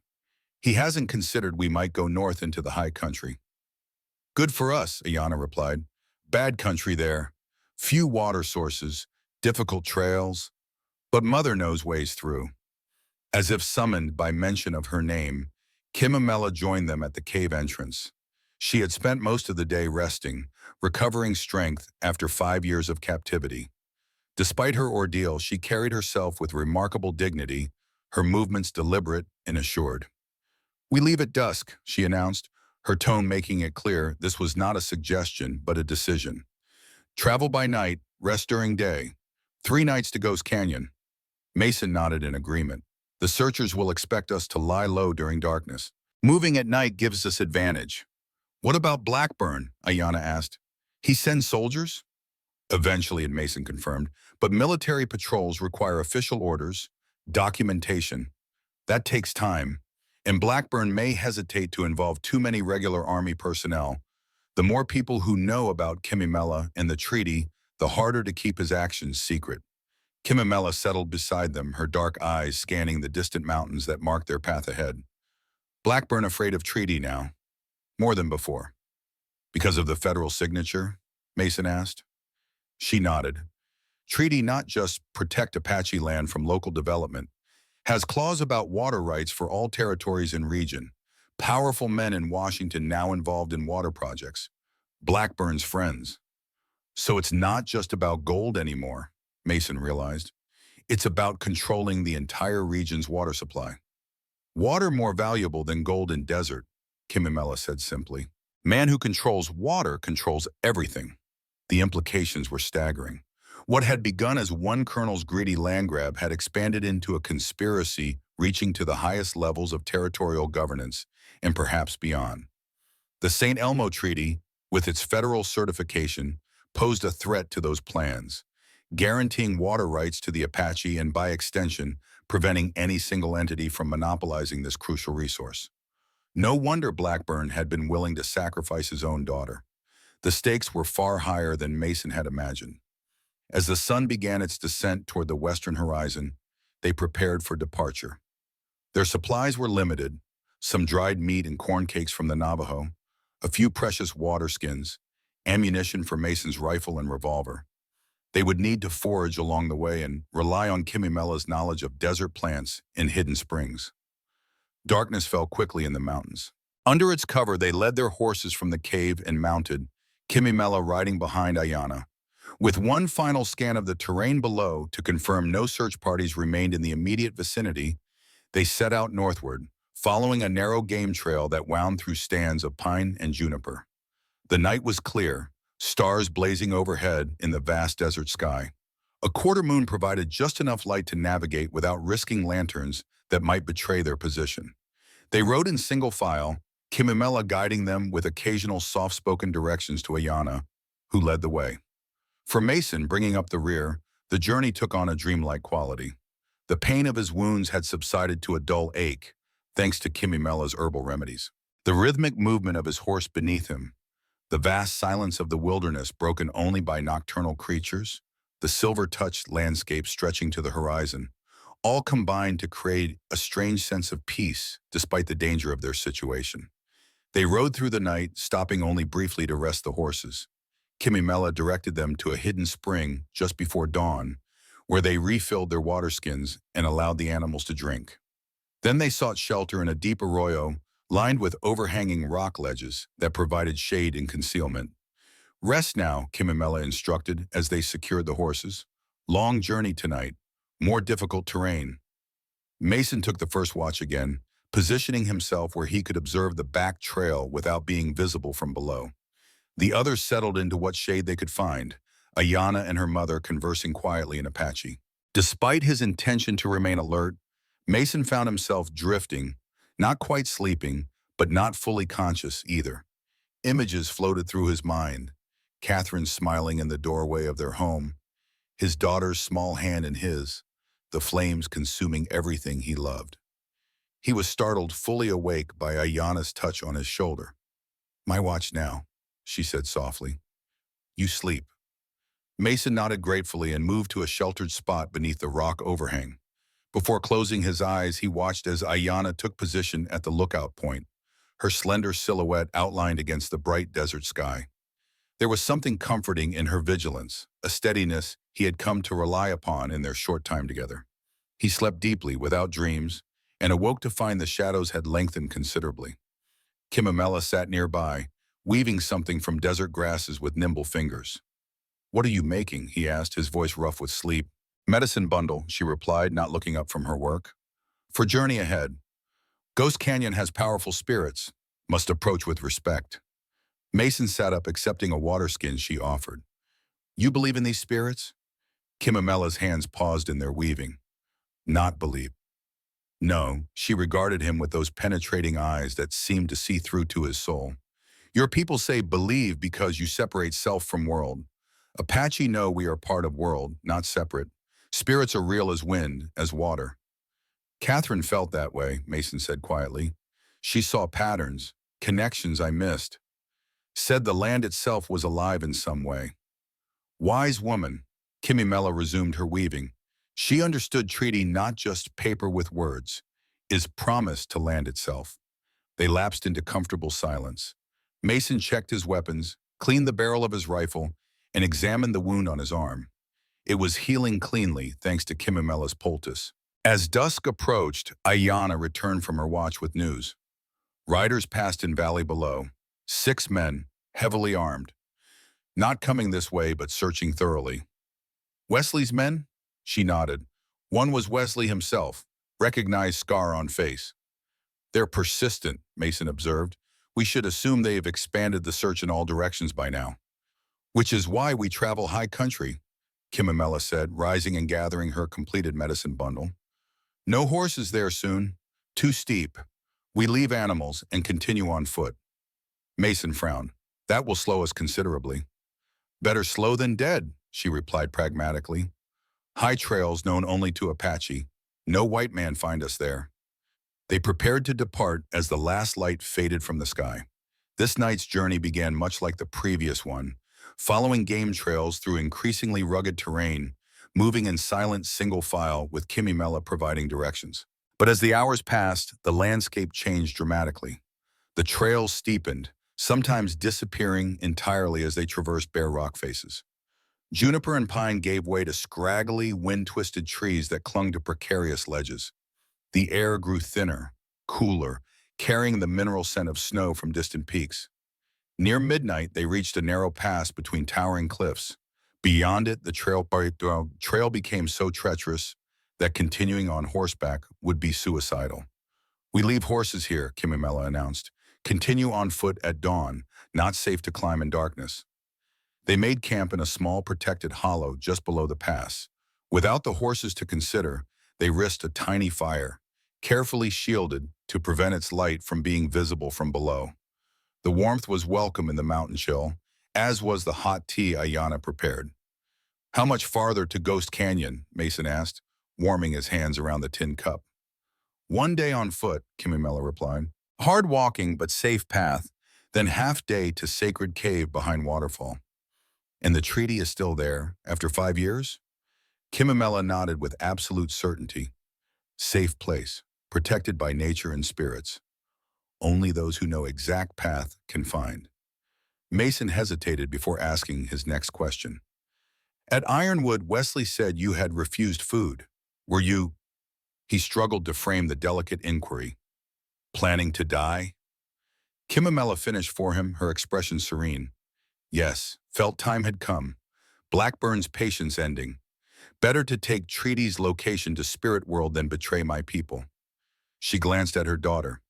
"Did not know Ayana still lived. Now glad I remained strong 1 more day."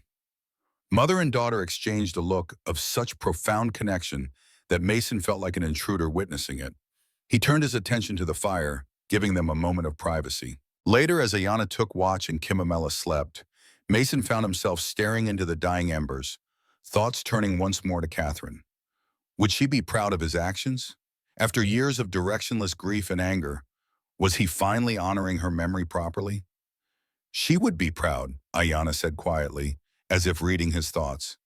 She had returned from her post to add fuel to the fire. Mason looked up, surprised. How did you know I was thinking about her? Your face shows it, becomes different when you remember. Ayana settled across from him. Tell me about her, about Catherine. Mason was silent for a long moment, unsure where to begin. Catherine had been the center of his world for so long, yet he rarely spoke of her to anyone. She was brilliant, he finally said. A geologist by training, but her mind encompassed so much more. She could identify every plant, every rock formation, read the land like others read books. A faint smile touched his lips at the memory. But it was her heart that truly set her apart. She believed in justice, in balance, thought different peoples could find ways to coexist if they recognized their common needs. Water, Ayana suggested. Water, land, peace. Mason nodded. She saw the St. Elmo Treaty as a model for future agreements, protection for Apache rights while still allowing for responsible development that would benefit everyone. Her father did not share a vision.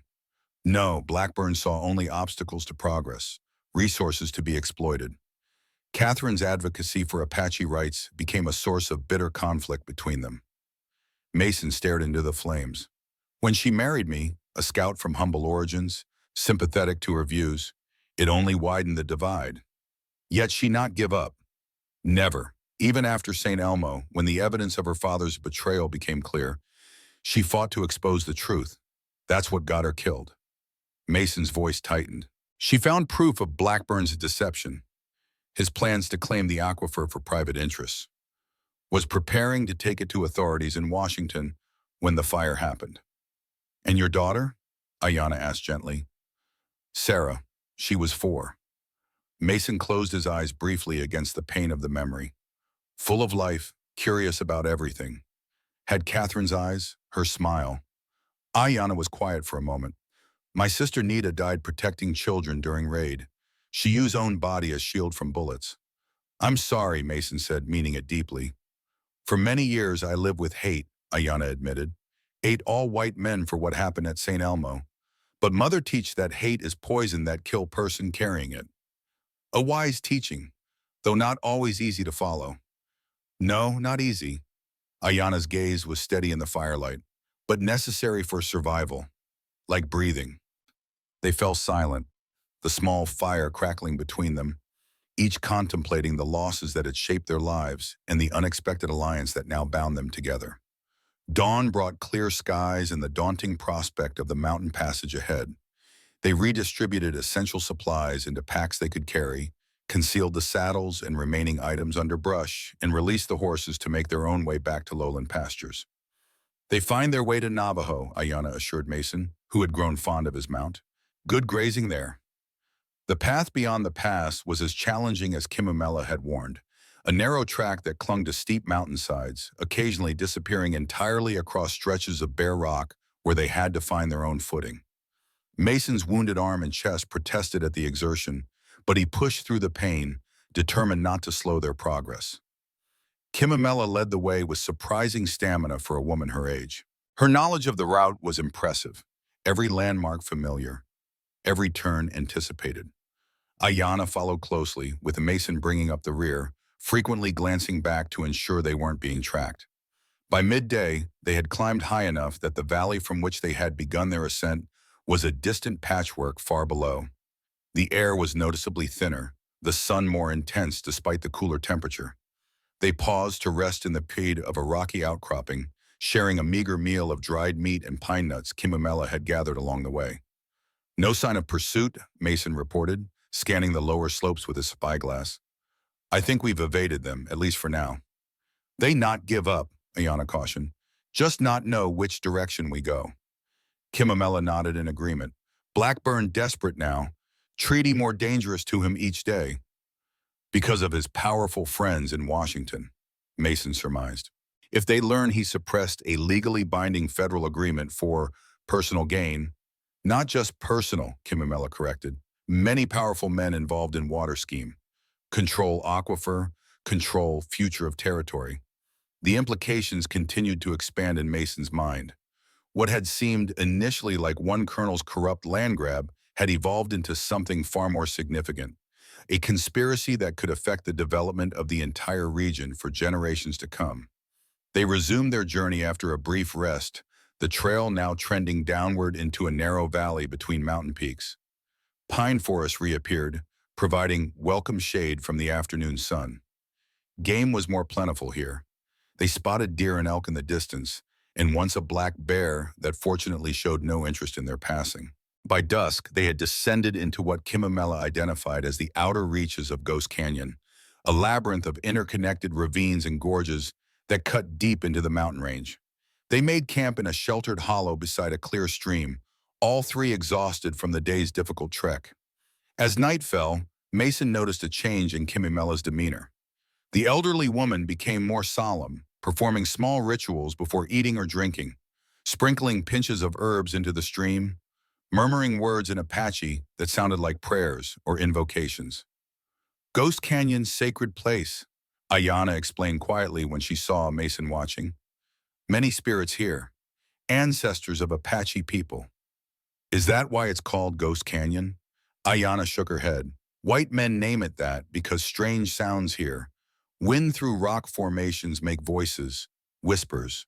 Apache always know this place as Valley of Echoes, where words of ancestors can still be heard. As if to confirm her explanation, a low moaning sound drifted through the canyon, haunting yet oddly beautiful, like distant flutes playing just at the edge of hearing. Mason felt the hair rise on the back of his neck. Just the wind, he told himself, though he wasn't entirely convinced.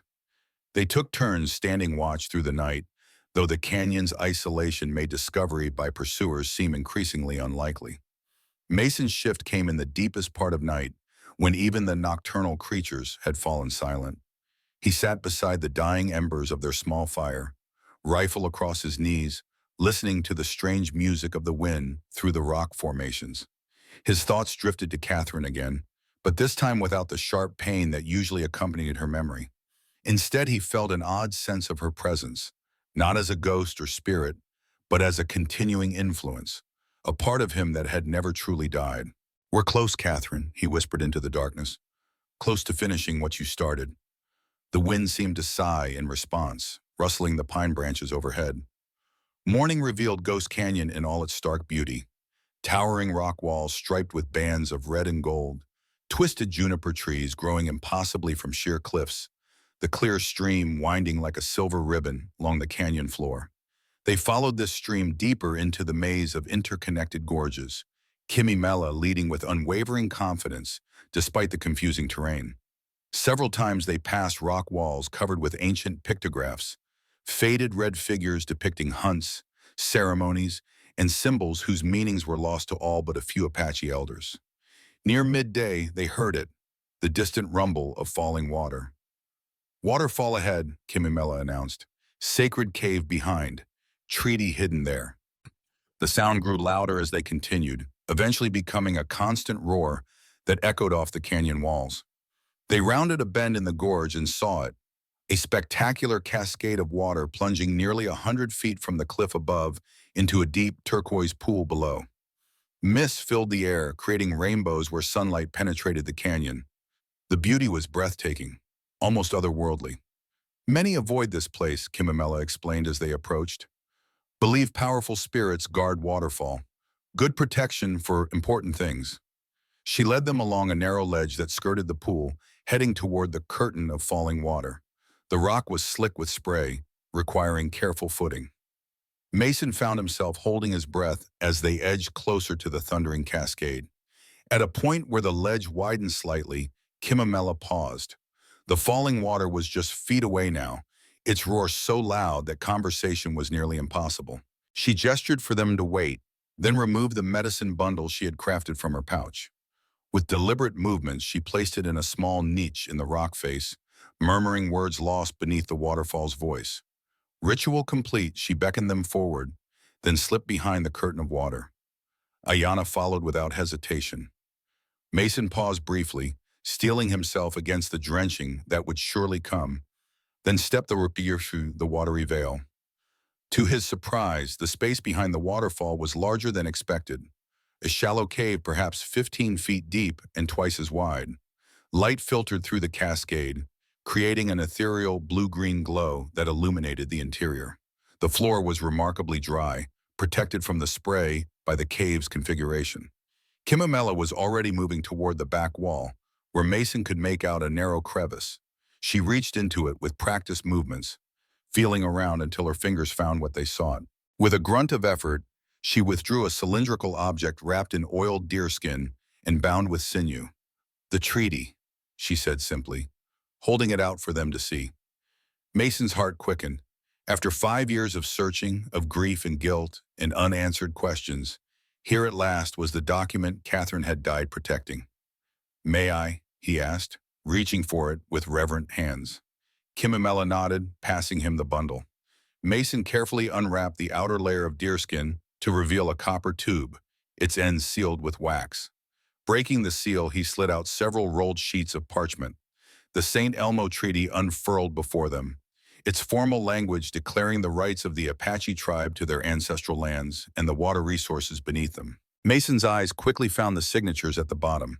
Colonel Theodore Blackburn's familiar scrawl, several Apache elders' marks, witnesses from the territorial government, and, most crucially, the flowing signature of the Secretary of the Interior, accompanied by the official seal of the United States government. "It's authentic," Mason breathed. "Everything Catherine claimed. This makes the treaty binding at the federal level." "Which is why Blackburn wanted destroyed," Kimamela said. "Why he killed to keep secret." Mason carefully re-rolled the document, a profound sense of vindication washing through him. "With this, we can expose everything: Blackburn's corruption, the conspiracy to control the aquifer, the truth about St. Elmo. And justice for Catherine," Ayanna added softly. "Yes," Mason's voice caught. "Justice for Catherine." They rewrapped the treaty in its protective covering and prepared to depart. The journey back through the waterfall's curtain left them soaked but exhilarated, the precious document secured in Mason's pack. As they made their way back along the ledge surrounding the pool, Mason felt lighter than he had in years, as if a great weight had finally been lifted from his shoulders. They had the treaty. They had the truth. Now they just needed to reach civilization safely to share it with the world. It was Ayanna who spotted the danger first, freezing in place, her hand raised in warning. Mason followed her gaze to the canyon rim high above them, where silhouetted figures were visible against the sky. "Riders," she whispered. "Many." Mason counted at least 8 men moving along the canyon's edge. From their methodical pattern, it was clear they were searching, and they had the high ground advantage. "How did they find us?" he murmured, pulling back into the shadow of a rock outcropping. "Not matter now," Kimamela replied pragmatically. "Must find different way out of canyon." They retreated, moving as silently as possible back toward the waterfall. The roar of the cascade would cover any sounds they made, providing temporary concealment. "There is another path," Kimamela told them once they were safely out of sight. "Through caves behind waterfall. Dangerous, but leads to north end of canyon. Less likely to be watched." "Lead the way," Mason said, glancing anxiously toward where they had spotted the search party. Kimamela guided them back through the waterfall into the cave, then to a dark opening at its rear that Mason had overlooked initially. The passage beyond was narrow and utterly black. "Stay close," she instructed. "Follow exactly. Many side passages lead nowhere. Easy to become lost forever." They proceeded in single file, one hand on the rough rock wall for guidance. Mason found himself counting steps, trying to maintain some sense of direction in the absolute darkness. The air grew cooler, heavy with mineral scents and the distant drip of water. After what seemed an eternity of careful progress through the lightless labyrinth, a faint glow appeared ahead. They emerged into a larger cavern illuminated by a shaft of sunlight from a small opening high above. The floor was slick with moisture, stalactites hanging like stone daggers from the ceiling. Kimamela paused, oriented herself, then pointed to another passage on the far side. "That way. Leads to hidden valley beyond canyon." They had crossed perhaps half the distance across the cavern when the relative silence was broken by voices echoing from the passage they had just exited. "They're in the biome," a man's voice, distorted by the cavern's acoustics, but recognizably Wesley's. "Spread out and find them." Run, Mason urged, drawing his revolver. They sprinted for the far passage, boots slipping on the wet stone. Mason took up the rear position, turning occasionally to watch for pursuers. They reached the passage just as lantern light bloomed in the tunnel behind them, illuminating several armed men entering the cavern. "There they are," someone shouted, followed by the crack of a rifle. The bullet ricocheted off stone near Mason's head, showering him with fragments. He returned fire, aiming not at the men, but at the lantern. His shot found its mark. The cavern plunged back into relative darkness, broken only by the shaft of natural light from above. Confusion and shouting erupted behind them as they plunged into the new passage. This one sloped upward, growing narrower as they ascended. Mason could hear pursuit gaining, multiple sets of boots on stone, angry voices coordinating the search. The passage eventually opened into daylight, a narrow ravine between towering cliffs. Ahead, the ravine appeared to widen into a valley, offering potential escape. Behind them, the sounds of pursuit grew louder. "Go," Mason told Ayana and Kimamela. "I'll hold them off." "No," Ayana protested. "Together or not at all."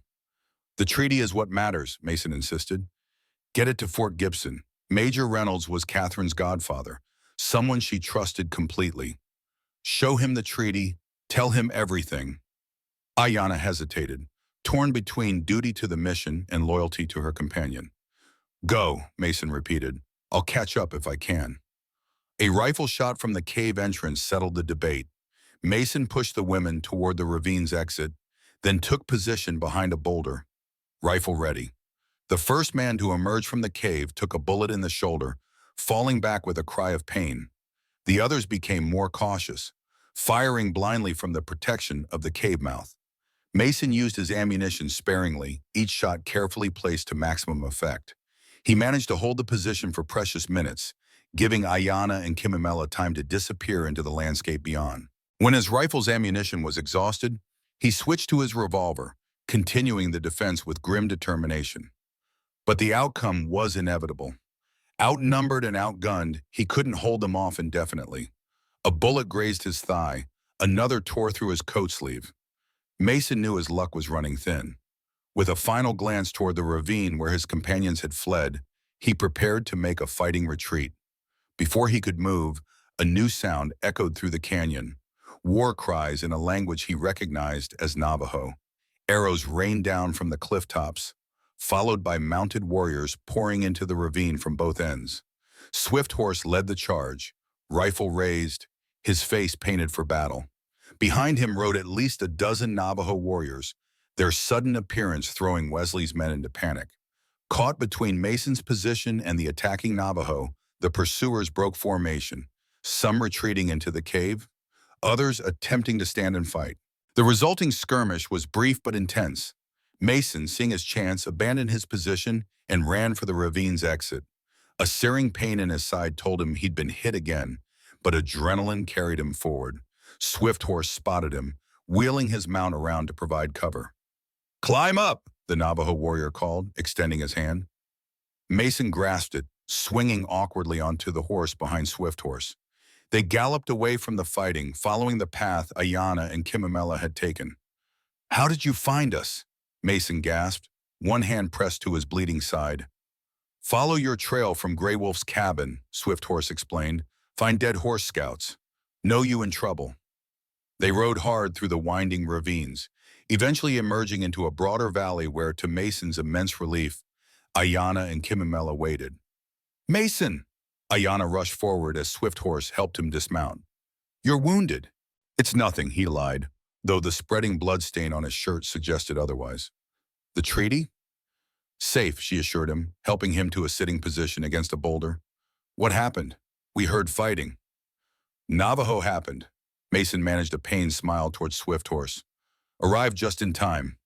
Other Navajo warriors were appearing now, their battle concluded.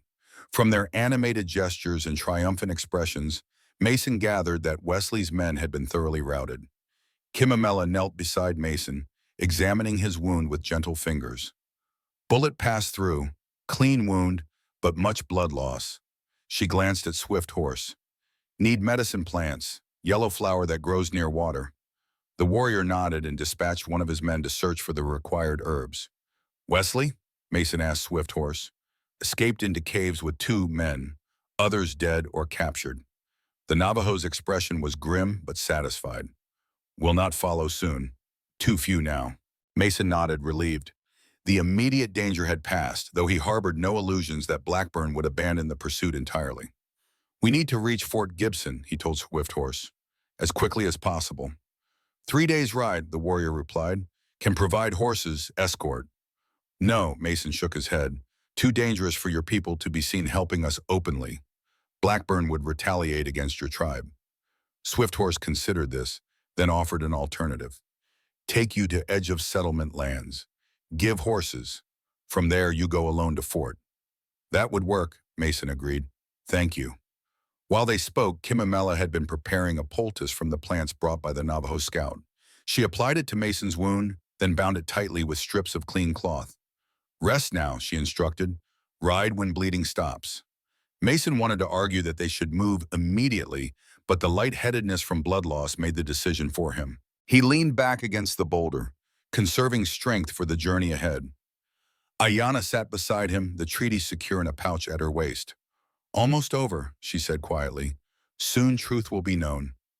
Justice, Mason murmured, for everyone who died at St. Elmo, for Catherine and Sarah, for your sister. Yes, Ayana's expression was solemn, but justice not bring back dead. What comes after? It was a question Mason hadn't allowed himself to consider.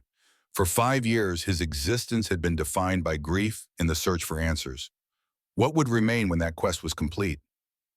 I don't know, he admitted. Never thought beyond finding the truth. Ayana nodded understanding. Same for me. Lived only to serve her, to find mother if she lived.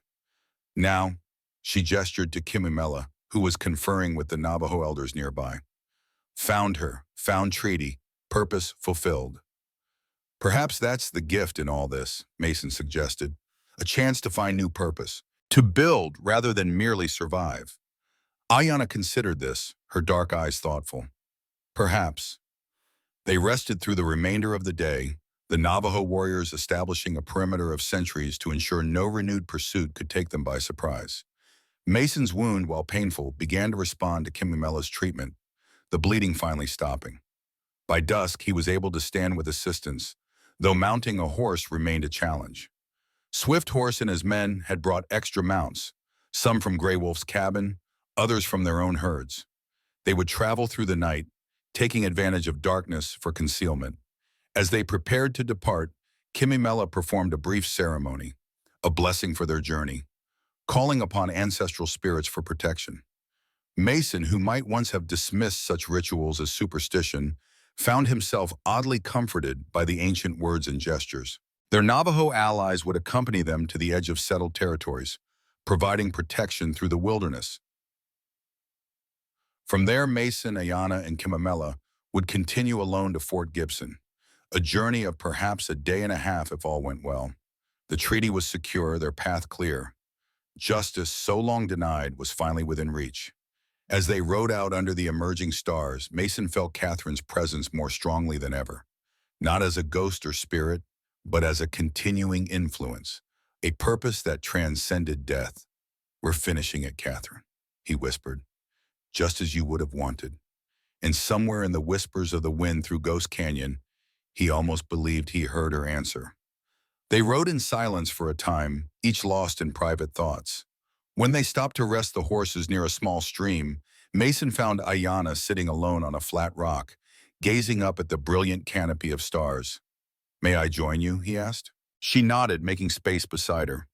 For several minutes they sat in companionable silence, the vastness of the desert night enveloping them. Are you afraid? Ayana finally asked, her voice barely above a whisper. Mason glanced at her, surprised by the question. Of what's ahead? Of after, when it's done. She met his eyes. For 5 years, your path was seeking justice. Mine was finding my mother. Soon both paths end. The question struck Mason with unexpected force. He'd never allowed himself to consider what might lie beyond that horizon. I don't know, he admitted. What about you? Yes, she said simply. Among my people, each person has a path given by Creator. Without path, she gestured to the open desert, like being in country with no landmarks. Mason nodded, understanding completely. Catherine used to say that endings and beginnings are often the same moment, just viewed from different directions. Wise woman, Ayanna said softly. She would have liked you, Mason said, surprising himself. In the starlight, he saw a hint of color rise in Ayanna's cheeks before she looked away. My sister Nita told stories about stars, she said after a moment. Said they were ancestors watching over us. Her voice grew softer. I stopped believing when soldiers came. And now? Ayanna touched the eagle tattoo on her shoulder. Now, I think perhaps she was right. Some spirits never truly leave. They become part of us, change our path. Mason felt something shift between them, a deepening of connection beyond their shared mission. For the first time since Catherine's death, he felt the possibility of something new stirring within him. Whatever comes after this, he said quietly. I'm glad our paths crossed, Ayanna Whitefeather. She met his gaze, her dark eyes reflecting starlight. As am I, Mason Reed. Above them, a shooting star traced a brilliant path across the heavens, as if sealing some cosmic agreement about paths converging against all odds. 3 days of hard riding brought them to the outskirts of civilization. The transition was gradual. First a lonely homestead nestled against the foothills, then scattered farms, and finally the rutted wagon trails that marked regular travel between settlements.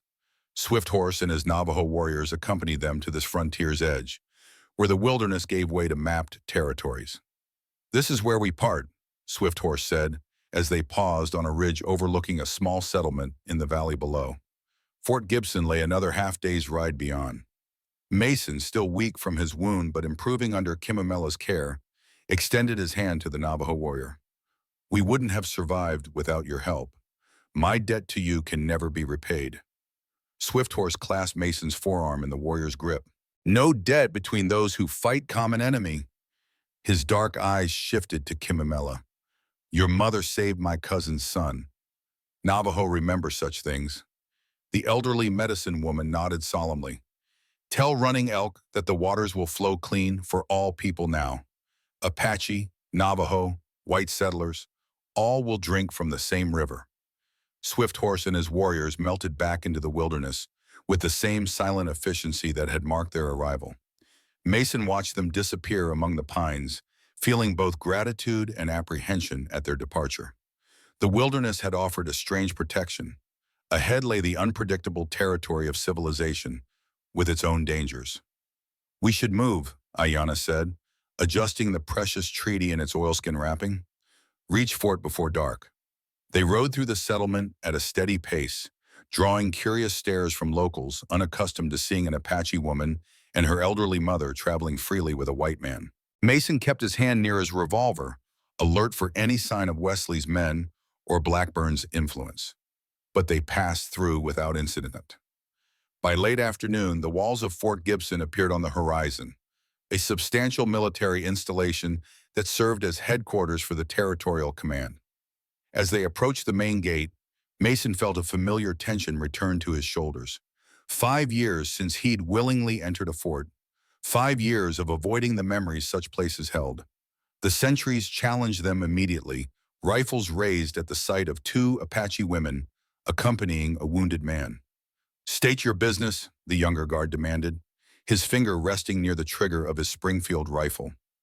My name is Mason Reed, he announced, sitting straighter despite the pain in his side. I need to see Major William Reynolds immediately. Tell him it concerns Catherine Blackburn and St. Elmo. The guards exchanged glances.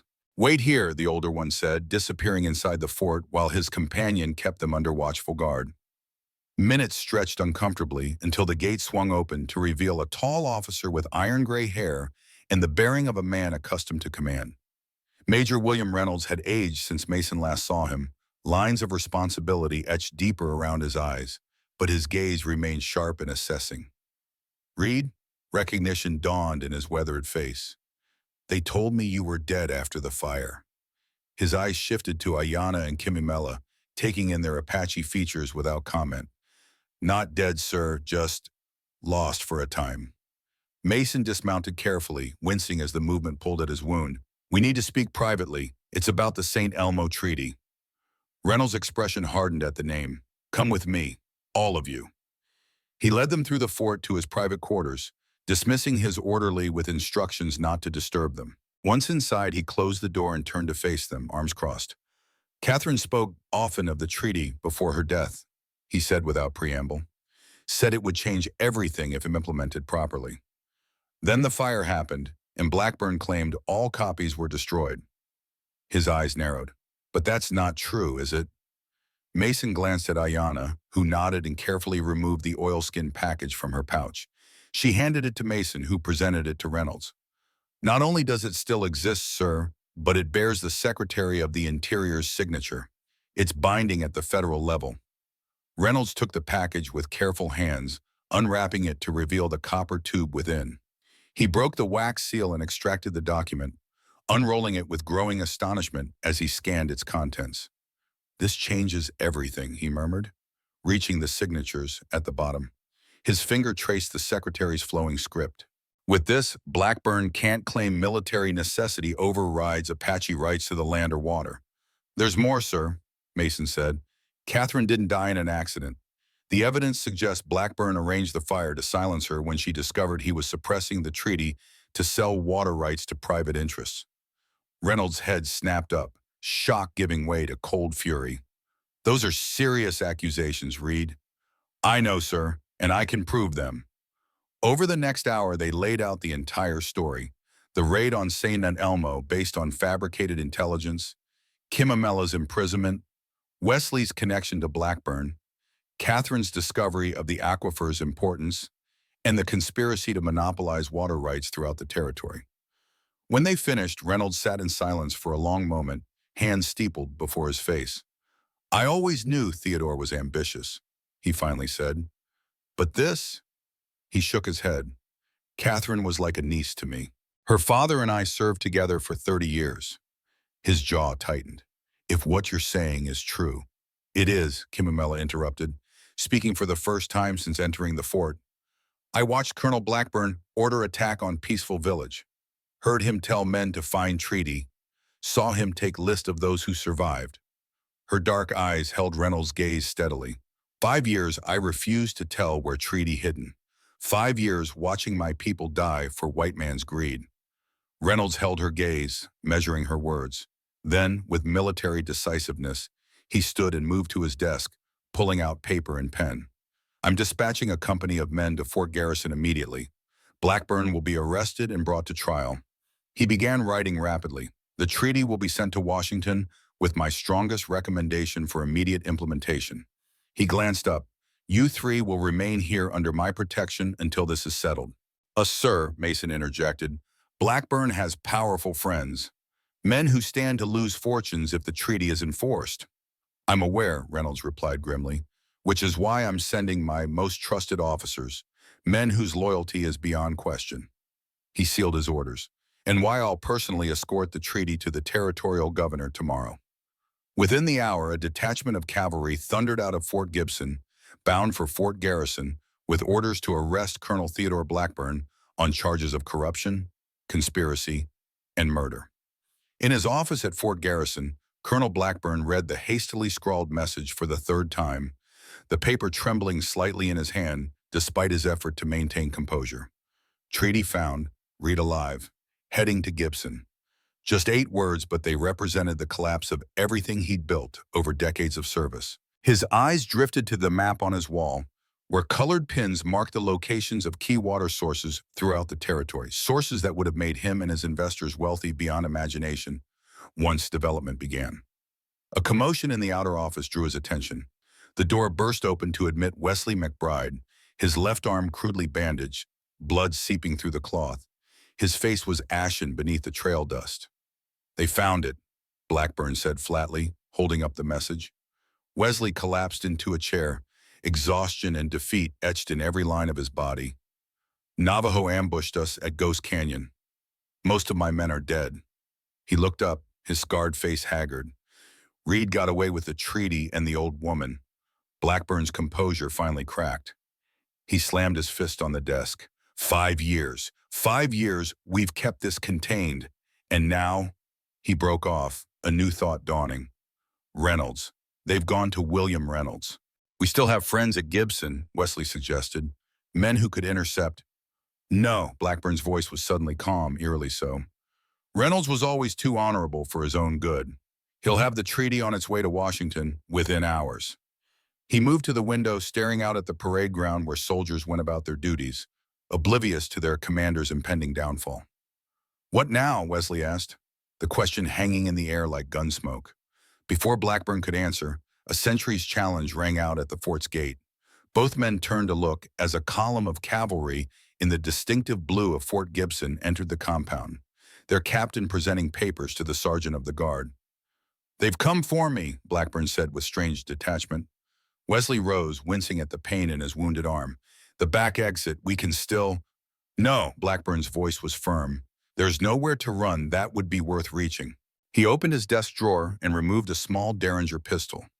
"You should go. This isn't your fight anymore." "Theodore," Wesley began, using his commander's given name for the first time in their decades-long association. "Go," Blackburn repeated. "You were following orders. You might still find leniency." A ghost of a smile touched his lips. "Tell them I forced your cooperation." Wesley hesitated, conflict evident in his scarred face. "They'll ask questions about why I followed you so blindly all these years." "Then tell them the truth," Blackburn said with sudden weariness. "Tell them you're my brother, my father's other son." The words hung between them, the acknowledgement Wesley had sought for a lifetime, finally given only at the end. "Half-brother," Wesley corrected bitterly. Not enough Blackburn blood to merit the name, just enough to merit the dirty work. "Blood is blood," Blackburn replied. "I kept you close, didn't I? Trusted you when I trusted no one else, but never acknowledged me, not even when you welcomed Reed into the family."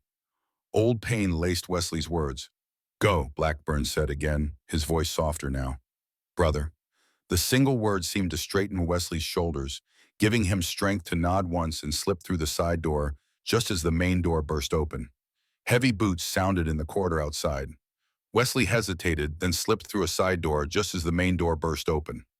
Captain James Fordham of Fort Gibson stood framed in the doorway, arrest warrant in hand.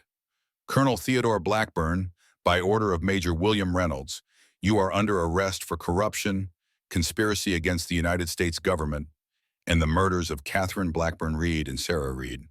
Blackburn nodded as if he'd been expecting this precise wording. "A moment to gather my papers, Captain?" Fordham hesitated, then nodded stiffly. "Be quick about it." As the captain stepped back to confer with his lieutenants, Blackburn moved to his desk one final time. He quickly scrawled a note, folded it, and addressed it to Major William Reynolds. Then, with a glance to ensure the soldiers were momentarily distracted, he raised the Derringer to his temple. The shot echoed through Fort Garrison like a final punctuation mark on Theodore Blackburn's legacy of ambition and betrayal. 2 days after sending his men to Fort Garrison, Major Reynolds called Mason to his office. Ayanna and Kimamela had been given quarters in the fort's guest section, treated with a respect rarely afforded to Apache visitors. "Blackburn is dead," Reynolds announced without preamble as Mason entered. "Took his own life rather than face arrest." Mason absorbed this, emotions conflicting within him. The man responsible for Catherine's death, for the St. Elmo massacre, had escaped justice, yet had also faced a final reckoning of sorts. "And Wesley?" he asked. "Surrendered the following morning. He's been cooperative, revealing details about the water rights conspiracy and those involved." Reynolds hesitated. "He's also disclosed something rather surprising about his relationship with Blackburn." "Sir?" "They were half-brothers." Reynolds watched Mason's reaction carefully. "Same father, different mothers. Wesley's mother was a camp follower. Blackburn kept the connection secret his entire career, using the family tie to ensure Wesley's absolute loyalty while never publicly acknowledging him." Mason sank into a chair, the revelation illuminating 5 years of hostility in a new light. "That explains Wesley's hatred toward me. Blackburn accepted me as Catherine's husband, as family, while keeping his own blood relation hidden in the shadows." "A lifetime of resentment," Reynolds agreed. Wesley claims Blackburn promised him recognition, property, a legitimate place in society, always after one more mission, one more dirty job. And St. Elmo was the worst of those jobs, Mason said grimly. Reynolds nodded. According to Wesley's statement, Blackburn ordered him to ensure no evidence of the treaty survived. When Catherine began investigating, those orders extended to arranging an accident that would silence her permanently. He killed Catherine on Blackburn's orders, Mason whispered, the final piece falling into place. His own half-sister. Family loyalty twisted into something monstrous, Reynolds said quietly. Blackburn's final betrayal was leaving Wesley to face the consequences alone. 1 month later, Mason stood in the territorial governor's office in Santa Fe, watching as the official seal was affixed to the document before them. The St. Elmo Treaty, now fully ratified and acknowledged, would ensure Apache rights to their ancestral lands and the precious water that flowed beneath them. A historic day, Governor Lawrence Prescott declared, signing his name with a flourish. This treaty establishes a precedent for fair dealings with native tribes throughout the territories. Mason nodded his thoughts on Catherine. She would have appreciated the formal ceremony, the legal weight being given to the document she'd fought so hard to protect. Beside him stood Ayanna and Kimamela, both dressed in a blend of traditional Apache garments in more conventional attire, a visual representation of the cultural bridge the treaty sought to build. The Federal Water Commission will begin work immediately on implementing the shared resource provisions, the governor continued, handing the document to his secretary for proper filing. Mrs. Whitefeather, your appointment as a special advisor to the commission has been approved at the highest levels. Kimamela acknowledged this with dignified grace. At 63, after 5 years of captivity, she had emerged as a powerful voice for her people, her knowledge of both Apache traditions and the treaty's provisions making her invaluable to the integration process. And Mr. Reed, the governor turned to Mason, the official investigation has fully exonerated you of any wrongdoing in the St. Elmo incident. Colonel Blackburn's confession letter corroborates your account entirely. The letter found on Blackburn's desk had been unexpected. A full admission of his crimes, from falsifying intelligence about hostile warriors at St. Elmo to arranging the fire that killed Catherine and young Sarah. Whether written from a last-minute attack of conscience or a desire to control his final narrative, it had removed any lingering doubts about the conspiracy. Thank you, Governor, Mason replied simply. No official exoneration could erase the weight of those years, the lives lost, but it provided a foundation upon which to build something new. Wesley McBride had surrendered himself the day after Blackburn's suicide, offering complete cooperation in exchange for leniency. His testimony had exposed the full extent of the water rights conspiracy, implicating several prominent businessmen and politicians who now faced their own legal reckonings. As they left the governor's office, stepping into the bright sunshine of a Santa Fe afternoon, Ayanna touched Mason's arm lightly. What now? She asked, echoing the question she'd posed in Ghost Canyon. Mason had an answer this time. Now we build something. 1 year later, a small school stood on the border between Apache lands and settlement territories. Its walls were built from local stone, its roof from pine timbers. Children of both cultures filled the simple classroom, Apache children learning to read English, settler children studying traditional plant knowledge and tribal history. Kimamela had established a healing practice that drew patients from both communities, her reputation growing as both medicine woman and cultural ambassador. Her knowledge of the aquifer had proved invaluable to the Water Commission, ensuring sustainable use that would benefit generations to come. Late one afternoon, as the children departed for home, Mason and Ayanna climbed the small hill behind the school. From this vantage point, they could see both the Apache village to the east and the growing settlement to the west. Separate communities now connected by the shared resource of water and the bridge of understanding the school represented. Catherine would be proud, Ayanna said, settling beside Mason on a sun-warmed boulder. Her treaty has done more than protect land and water. Mason nodded, his eyes on the horizon where the setting sun painted the desert in gold and crimson. It's given people a chance to see each other as more than enemies. In the years since their journey to Ghost Canyon, their relationship had deepened gradually, naturally. No formal ceremony had marked their union, but they lived and worked as partners in every sense, their shared experiences forging a bond that transcended cultural differences. Mason reached into his pocket and withdrew a small object, a silver pendant in the shape of an eagle, its wings outstretched in flight. He had commissioned it from a silversmith in Santa Fe, incorporating designs from the tattoo on Ayana's shoulder. "For you," he said simply, placing it in her palm. "A reminder that some spirits never truly leave us." Ayana's fingers closed around the pendant, her eyes meeting his with an understanding that needed no words. She slipped the silver chain over her head, the eagle coming to rest against her heart. Above them, as if summoned by the gesture, a real eagle soared on the thermal currents, its wingspan casting a brief shadow across the hillside. Mason watched its flight, thinking of Catherine and Sarah, of Nida and all those who had died at St. Elmo. Their loss would always be part of him, but no longer the only part. "Look," Ayana said softly, pointing to where several children, Apache and settler alike, played together near the stream that wound through the valley, their laughter carrying on the evening air. The future they would have wanted. As darkness began to gather around them, they made their way back down the hill toward the small home they shared. Behind them, the eagle continued its solitary flight, free and unbound, a silent guardian of the peace so dearly won.